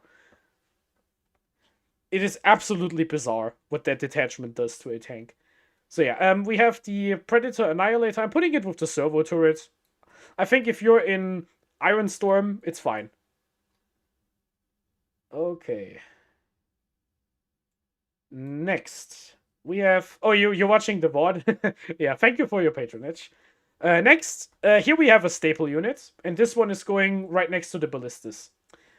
And this is your bread and butter with the Iron Storm. It is the Vindicator. The Vindicator is really good. The Vindicator is a 11 wound tank with a 2-up save. It got a bit weaker because of Armor of Contempt, but it also got a bit stronger because it really likes Oath of Moment. It is a strength 14 d6 plus 3 shot tank with AP 3 and it does d6 damage. In Iron Storm, this thing goes completely off the rails. And outside of Iron Storm, I see these all the time in a Gladius. This is probably, with the nerf of Fire Discipline, your best generic shooting that isn't Centurions. They have some flaws. There is no inherent rerolls. And they are 24-inch range. So it's short range, and it's 175 points. But it is really durable for its points, and it can shoot into combat. It can shoot its blast weapon into combat, and it ignores the -1 penalty. Yeah, Vindicators are really strong. They're really good in Iron Storm, and I even see them in other lists. I see them in Blood Angels sometimes. That's how good the Vindicator is. Good model. Now, Battle Brothers, we are approaching... Salutations, Meddling Max. Welcome to the stream. We are looking at the Land Raider. The Vindicator is an A tier on the staples, by the way. Now we're looking at the regular Land Raider. This is the Land Raider with the las cannons. And it is cheap-ish, but something happens. Oh, excuse me, that was a raid, I believe, or a follow. Thank you very much. Would you buy 1 box of Vindicators or 2? I would buy 2. If money is not a problem, I would get 2 Vindicators, I think. You can always use a Vindicator. Okay, so then the regular Land Raider. This guy goes into Flawed. And I will put him next to the Invictor Warsuit. So what's the problem with the regular Land Raider? It has a transport capacity of 12, which means it cannot transport 6 Gravis Marines with a leader, and it cannot transport 6... It has some awkward breakpoints for transport capacity. It is also only move 10, while the other Land Raiders move 12, which is a big deal. So yeah, this thing is just worse than the other Land Raiders. It has worse guns, I think, in my opinion. It doesn't get the assault cannon with the death wounds. It gets a heavy bolter instead, which is worse. It gets 2 last cannons, which is appreciated, but it's just not as good as what the other Land Raiders get. So it's flawed.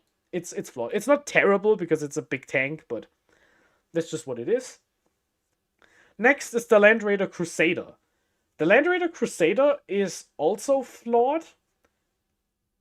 but I'm putting it higher up. I think I'm putting it next to the Valiant. The Land Raider Crusader moves fast. It has the grenade keyword, and it can carry 16 models. Here's the thing though, in Ultramarines, you don't need to carry 16 models. I don't even know what you would put in there. Because 16 is a pretty useless breakpoint for this army. Because you can put 6 models plus a leader into a Redeemer. You can't put it into a normal one, but you don't have any 10-man units with double leader or something. Maybe with Marneus Calgar, but Marneus Calgar doesn't want to be in a vehicle. It's always something like that. So yeah, that is the reason why. And second, the Land Raider Crusader doesn't do any damage. So that is the problem. It doesn't shoot very hard, and that's just what it is. That's just the whole problem. Thank you for the follow, Meddling Max. I really appreciate it. Now, what do we got here? We got the Land Raider Redeemer. Land Raider Redeemer. This used to be an A-tier staple. Armor of Contempt got nerfed, and it got really expensive, and there are a bunch of armies that just kill it. Sisters of Battle, just kill it. Tau, just kill it. Necrons, just kill it. Chaos Knights can just kill it, but they have to get close, in which case you punch them to death, I think. So what do we think about this? Where do we put the Redeemer? I want to put it into playable. I just don't know where. So what does the Redeemer do? It moves 12 inches. It has grenades, and it has assault ramp, so if you get out, you can charge. And it has a strength 6, AP 2, damage 2 flamer, which is auto hit, of course, and it is really good at overwatching. So where do we put it?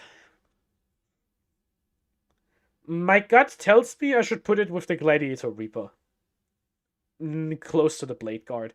I think the Land Raider Redeemer has fallen off a bit, but I think it's definitely still a playable model. I think you can use it if you want to. It's still good. It's just really expensive, and we're living in a world where Gilliman and Calgar and Centurions and what else do we have?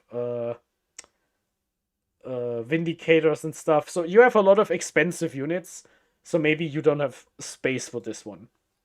Which is a shame.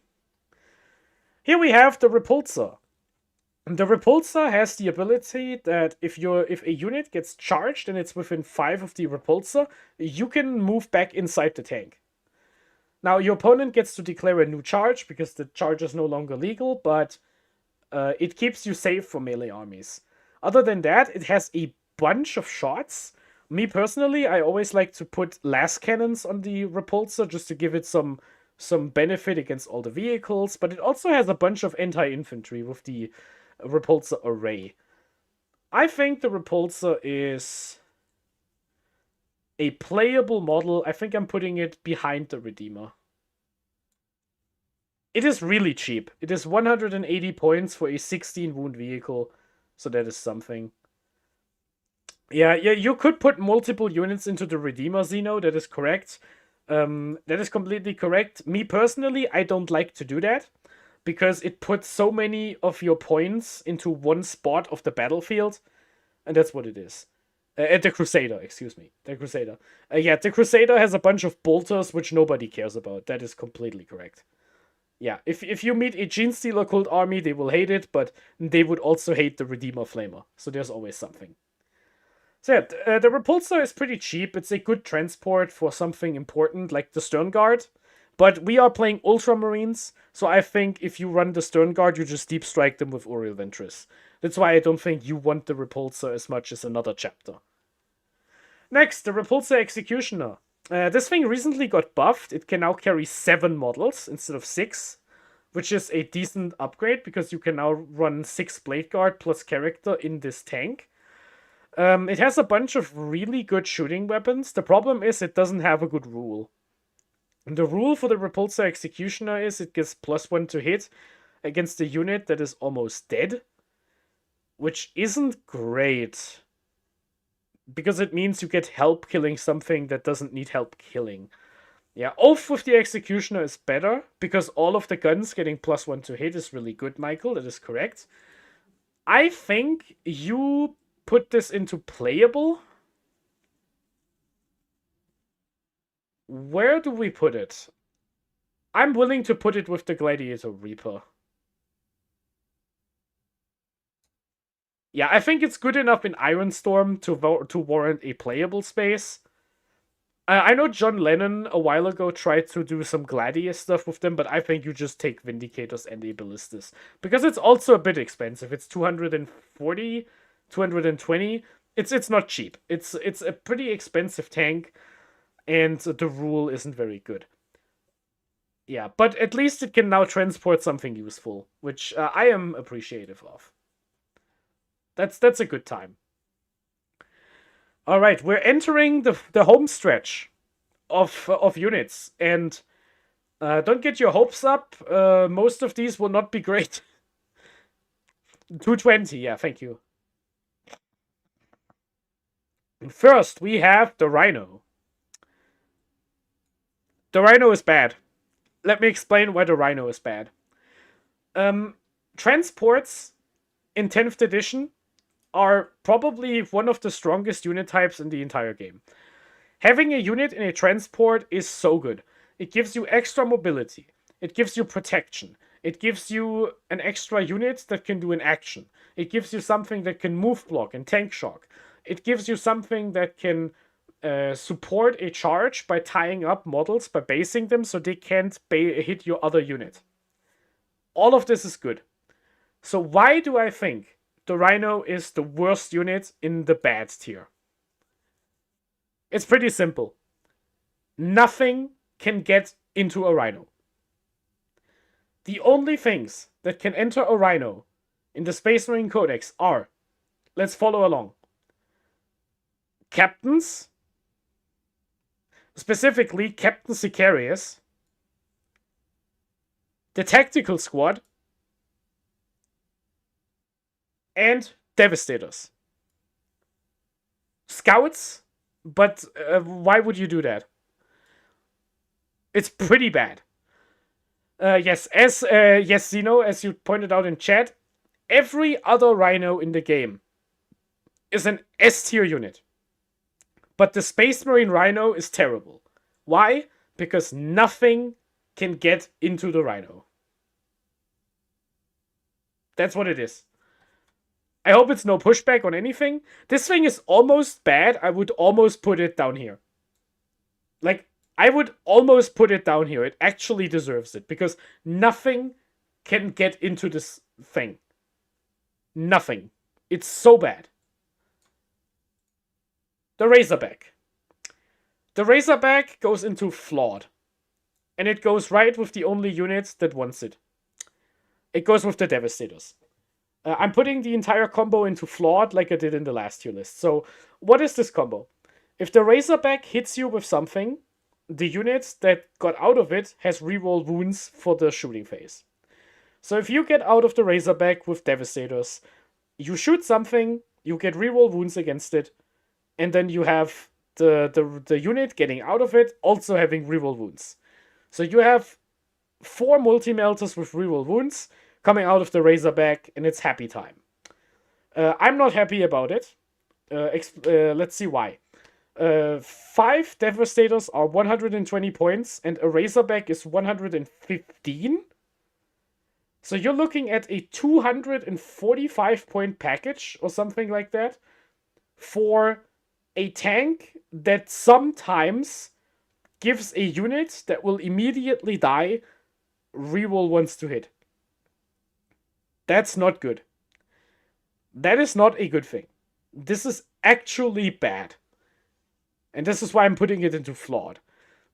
Unlike the other things down here, at least it pretends to do something, which is kill a vehicle. But I will not give this better than a bad.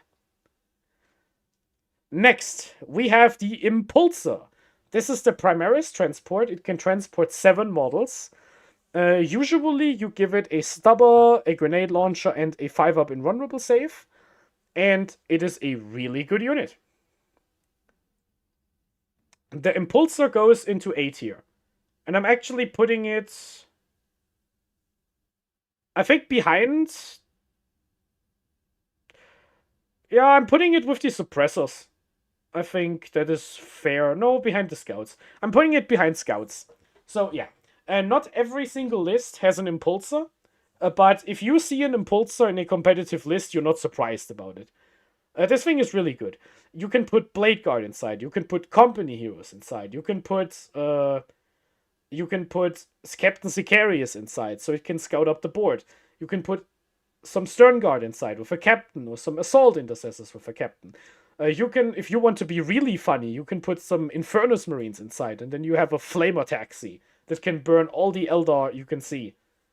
Yeah, the Impulsor is great. I just talked about how good transports are, and this one can actually transport units in this army. So, yeah, Impulsor is pretty good. The Storm Raven. Now, I have a tier down here, below bad, which is aircraft and the Hammerfall bunker. This is the tier for all the aircraft and Hammerfall bunker units that exist, because they are so bad, they're basically unplayable. You can't use any of these units because they are just completely garbage. The Storm Raven is not completely garbage. I'm actually putting it into B tier. The question is, where do I put it? I think I'm putting it with the Redeemer, but lower than the Executioner. Let's talk about why. The Storm Raven is a Land Raider with a worse save. It's a 3-up instead of a 2-up, but it gets -1 damage, which is excellent. And in the Stormlands, it can have it can use the stratagem for -1 to hit and wound. And it has a thing where if you disembark from it, you can advance and charge. No, something else. What was it again? Where's the Storm Raven? What was it again? It was something with you can still move or something. It has an assault ramp or something. Was there something about? No, I'm just going crazy. It doesn't have anything. It has -1. It has -1 damage. Here we go. It has -1 damage. It is really tough in Stormlands because you can use a strat on it. And it can transport a big unit of Gravis Marines, and it can transport a Dreadnought. Yeah, it can transport a Dreadnought. And that is good with the Brutalis Dreadnought, for example. You can transport a Ballistus Dreadnought. You can even transport a Redemptor if you hate your army list and you just want to waste more points. That is what you can do. It also comes with a bunch of twin-linked weapons. You get a bunch of missiles, which are D6 plus, which are D6 damage. You get a bunch of flat free stuff. You get plasma cannons with twin-linked. So it has fine shooting, so it's not bad at shooting. And what is very important about it, it has the hover rule. So before the game begins, you can say, hey, brother, this Storm Raven, it no longer has the fly keyword. Or it no longer has the aircraft keyword. Instead, it will just work like a normal hover tank. So it has fly, and it has to think about buildings. This means the Storm Raven, mechanically and power level wise, avoids the aircraft tier. That's what I think. Next, we have, is that the Stormhawk Interceptor? Yes. The Stormhawk Interceptor is a airplane that can't hover, and it gets +1 to hit against other airplanes.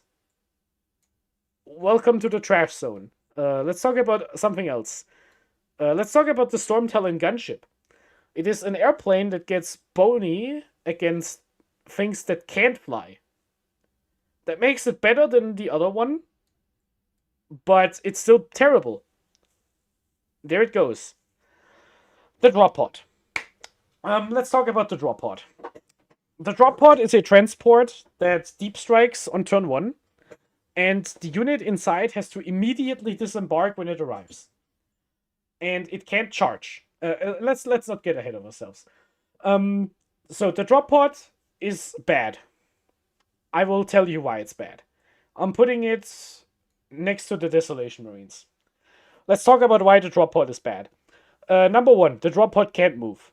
So if your opponent charges your drop pod, you cannot shoot your opponent anymore. Because if they charge the drop pod and they don't kill it, they are now engaged with one of your units and you can't shoot. Unless their unit is a vehicle. It's a meme with Sternguard. But you have Uriel Ventress. You can just deep strike them with Uriel Ventress. You don't need a drop pod for that. Yeah, so this is just a better drop pod up here. Yeah, so this is number one. Number two, if you disembark from a transport, you can't charge. And the transport counts as having moved. So does the unit. So if you get out of the transport, you cannot charge. So you cannot put a melee unit in. That is a thing. It can do actions. It does have OC2, so at least it can do an action. That is true. It is not a dedicated transport, I'm pretty sure. Unlike the other two, so you don't have to put something inside. You can deep strike an empty drop pod, but it's expensive. It doesn't do damage. Your opponent can use it against you, which means it's just a liability. And now, worst of all, and this is the worst part about it, the drop pod can only fit 10 models. This means you cannot put a 10-man with a character into it. This is bad. Like, really bad. You also cannot put Terminators or Gravis models into it. So, even if that is a thing, it's bad. So, don't play a drop pod outside of, like, Crusade or narrative play. Do yourself a favor, save yourself the embarrassment, and do not put a drop pod into your list. And last thing, we have the Hammerfall Bunker. Now, where could the Hammerfall Bunker go?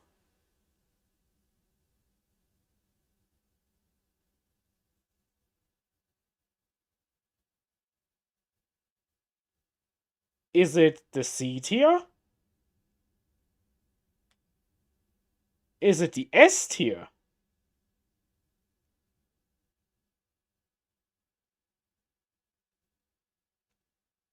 Below the Hammerfall tier. Yeah, that is something that could happen. No. The Hammerfall Bunker goes into the Hammerfall Bunker tier. Space Marine 2 tier. Hey, in Space Marine 2, the Hammerfall Bunker was pretty useful. Now let's talk about why it's not so useful in this video, in this actual game. The Hammerfall Bunker is an OC0 vehicle with 2 up save, 14 wounds. It has a rule, it can once per turn fire Overwatch for free. And it basically never counts as being in engagement range. So at least, unlike the drop pod, it can still be charged and whatever. You can still shoot whatever is charging it, but yeah, it is just a vehicle with a missile launcher and a flamer. And that's basically it. It cannot move. It sits in your deployment zone. I mean, if you have Gilliman on the board, you can use Gilliman to give it OC1. That is something. Yeah, it doesn't have deep strike like it should, because in the lore, these things are dropped from the sky, and then you get out of them, and then you have a bunker that the Marines are pouring out of. But not so much here. So yeah, this is the worst unit in the entire codex because it doesn't do anything. Like I'm making fun of the Reaver Lieutenant for being completely terrible, but let's be real, the Reaver Lieutenant is a model that plays the game of 40k. This is an OC0 gun that hits on 4+ and doesn't do anything. It can't move, it can't hold your home objective, it can't do absolutely anything. 2 squads of Devastators in a drop pod for +1 to wound meme. I mean, you could do that. Or you can take Inceptors and just don't bother with the drop pod. that is the alternative idea. Alright, Imperial Citizens and Battle Brothers. We got through another tier list. Turns out, if you try to rank all the Space Marine datasheets, you need 3 hours and 30 minutes. I'm sure we didn't get distracted with any tangents along the way. Now, would I change anything about this tier list?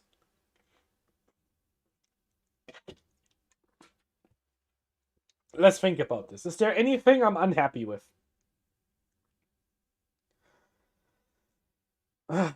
Should the Redemptor Dreadnought be a bit higher? Should the Redemptor Dreadnought be the bottom of playable?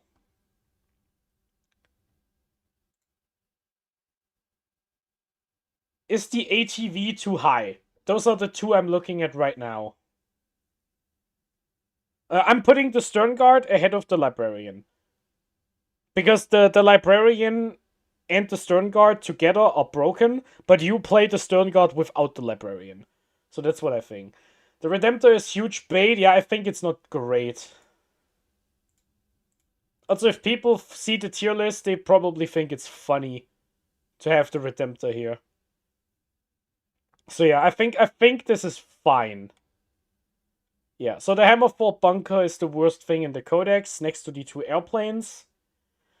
Desolation Marines, unplayable. I think the bad tiers are fine. That's fine. Oh, Michael, you played Vanguard on stream the other day. Oh, that's pretty nice. Which channel? Were you on Wargames Live? Or on Tabletop Live? One of the two? On your own channel? I'll check that out later. I'll give that a look later on. Alright, so anything else? Here we go. You Twitch linked me, I think. Don't see the link in chat right here. I will see it later. I'll see it later. Thank you very much. If you take the best possible Ultra list for a tournament, do you take G-Man? It depends. I don't think so. Because in my opinion, now we talk about this. So if you're still here, who was it? James Liverland. I hope you're still here. So first of all, I think the tier list is done. I think overall, I'm pretty happy with everything that is on the list. I think most of this is fine. You could argue the ATV is just playable, and maybe the Redemptor is up a bit. But I think this is fine. Northern Knights Gaming. Thank you very much. I will check that out after the stream. Yeah, James, you're still here. Alright, so what do I think about the detachments? Let's go on to this thing. Let's go over the detachments. So what are the best detachments? I am biased here. Take this with a grain of salt. I'm saying the Vanguard is the best detachment. I've played a few games with the Vanguard now, and I think the Vanguard is absolutely crazy. I think going up points on Gilman, going up points on Kelgar and Ventress didn't hurt the Vanguard at all. Because getting the +1 to wound on Uriel is really good. Because that is great. Yes, I think that's great. Yes, Michael, the Gladius is also really good. The Gladius is really good. The Gladius makes good use of Gilliman. The Gladius is really flexible because you don't have to do stuff. List points did not change because all the Inceptors dropped. That is not true because Scouts went up too. I had to actually drop a unit of Inceptors because of the Scouts. Because the Scouts also went up. I had 2 units of Scouts and Uriel and Kelgar. That means they went up by 35. And I got, for my 9 Inceptors, I got 30 points back. So I was 5 points over. I cut some Scouts for Suppressors.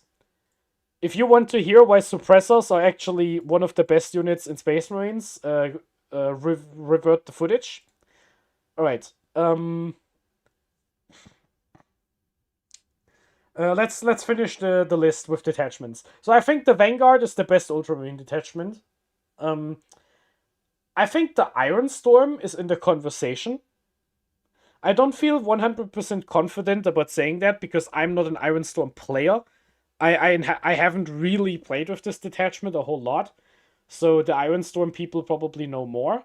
But yeah, if you are an Iron Storm expert, you could put it on above the Gladius. I think Gilliman in Iron Storm is insanely good. I think that is a really good thing. But we have already seen some people do good stuff with the Gladius. So I think the best detachment is the Vanguard, followed by the Gladius and the Iron Storm. And I want to keep a secret spot open here. Maybe I'm wrong. Full disclosure, maybe I'm wrong. But I think the Librarius Conclave is actually really good. The problem is, the Librarius Conclave is really strange. You have to build a really weird list with it, and I don't know if it's good enough. I think the Dark Angels Librarius Conclave is competitive, like straight off the bat. I'm not sure about the Ultramarine Conclave. I want to try it. I definitely want to try it and see if it's good enough, but I think it can be. But to go with the safe answer, I want to say Vanguard is the best, followed by Gladius, followed by Ironstorm, followed by Librarius, followed by First Company. I think the Firestorm detachment took a bit too many nerfs with last month, not this month, but last month. And the Stormlands was always bad in Ultramarines, and the Anvil Siege Force rest in pieces. It just wasn't there. I'm sorry. Will I do a list building video for the Vanguard and Gladius soon? I will attempt to do it. Last time we had a big patch, I did a tournament report with a Gladius list, and I might do that again. Yeah, I would probably build a list. I could record something for the Vanguard right now, because the Vanguard didn't change a whole lot, and I've been sitting on a script on my PC for the Vanguard specifically, so I might do that in the near future. No promises it will happen soon, but I will get around to it. Alright, shoot your last questions before we finish the stream for today. That was a long stream. I had a lot of fun. Thank you guys so much for sticking around to the end. Thank you so much for being understanding of the fact that I put this guy here and these guys up here. But yeah, thank you very much. I'm always happy to do this, even though it takes me a lot of effort here. Yeah, I need to not talk for at least one day after the stream. Yes, thank you so much for tuning in, and thank all of you for subscribing. Over the last few weeks, I've had a really big influx on subscribers. I was at 200 last month, I'm pretty sure. So thank you so much for pushing the numbers a little bit. And yeah, take the tier list. Again, if you want to know what each icon is in specific, they were originally in the units, in the Codex order, while they were still unsorted, so do that. Yeah, thank you, Christian. Thank you, James. Thank you very much. Kessler. Alright. Have a good night. I hope to see you again. Courage and honor, we march for McCraig.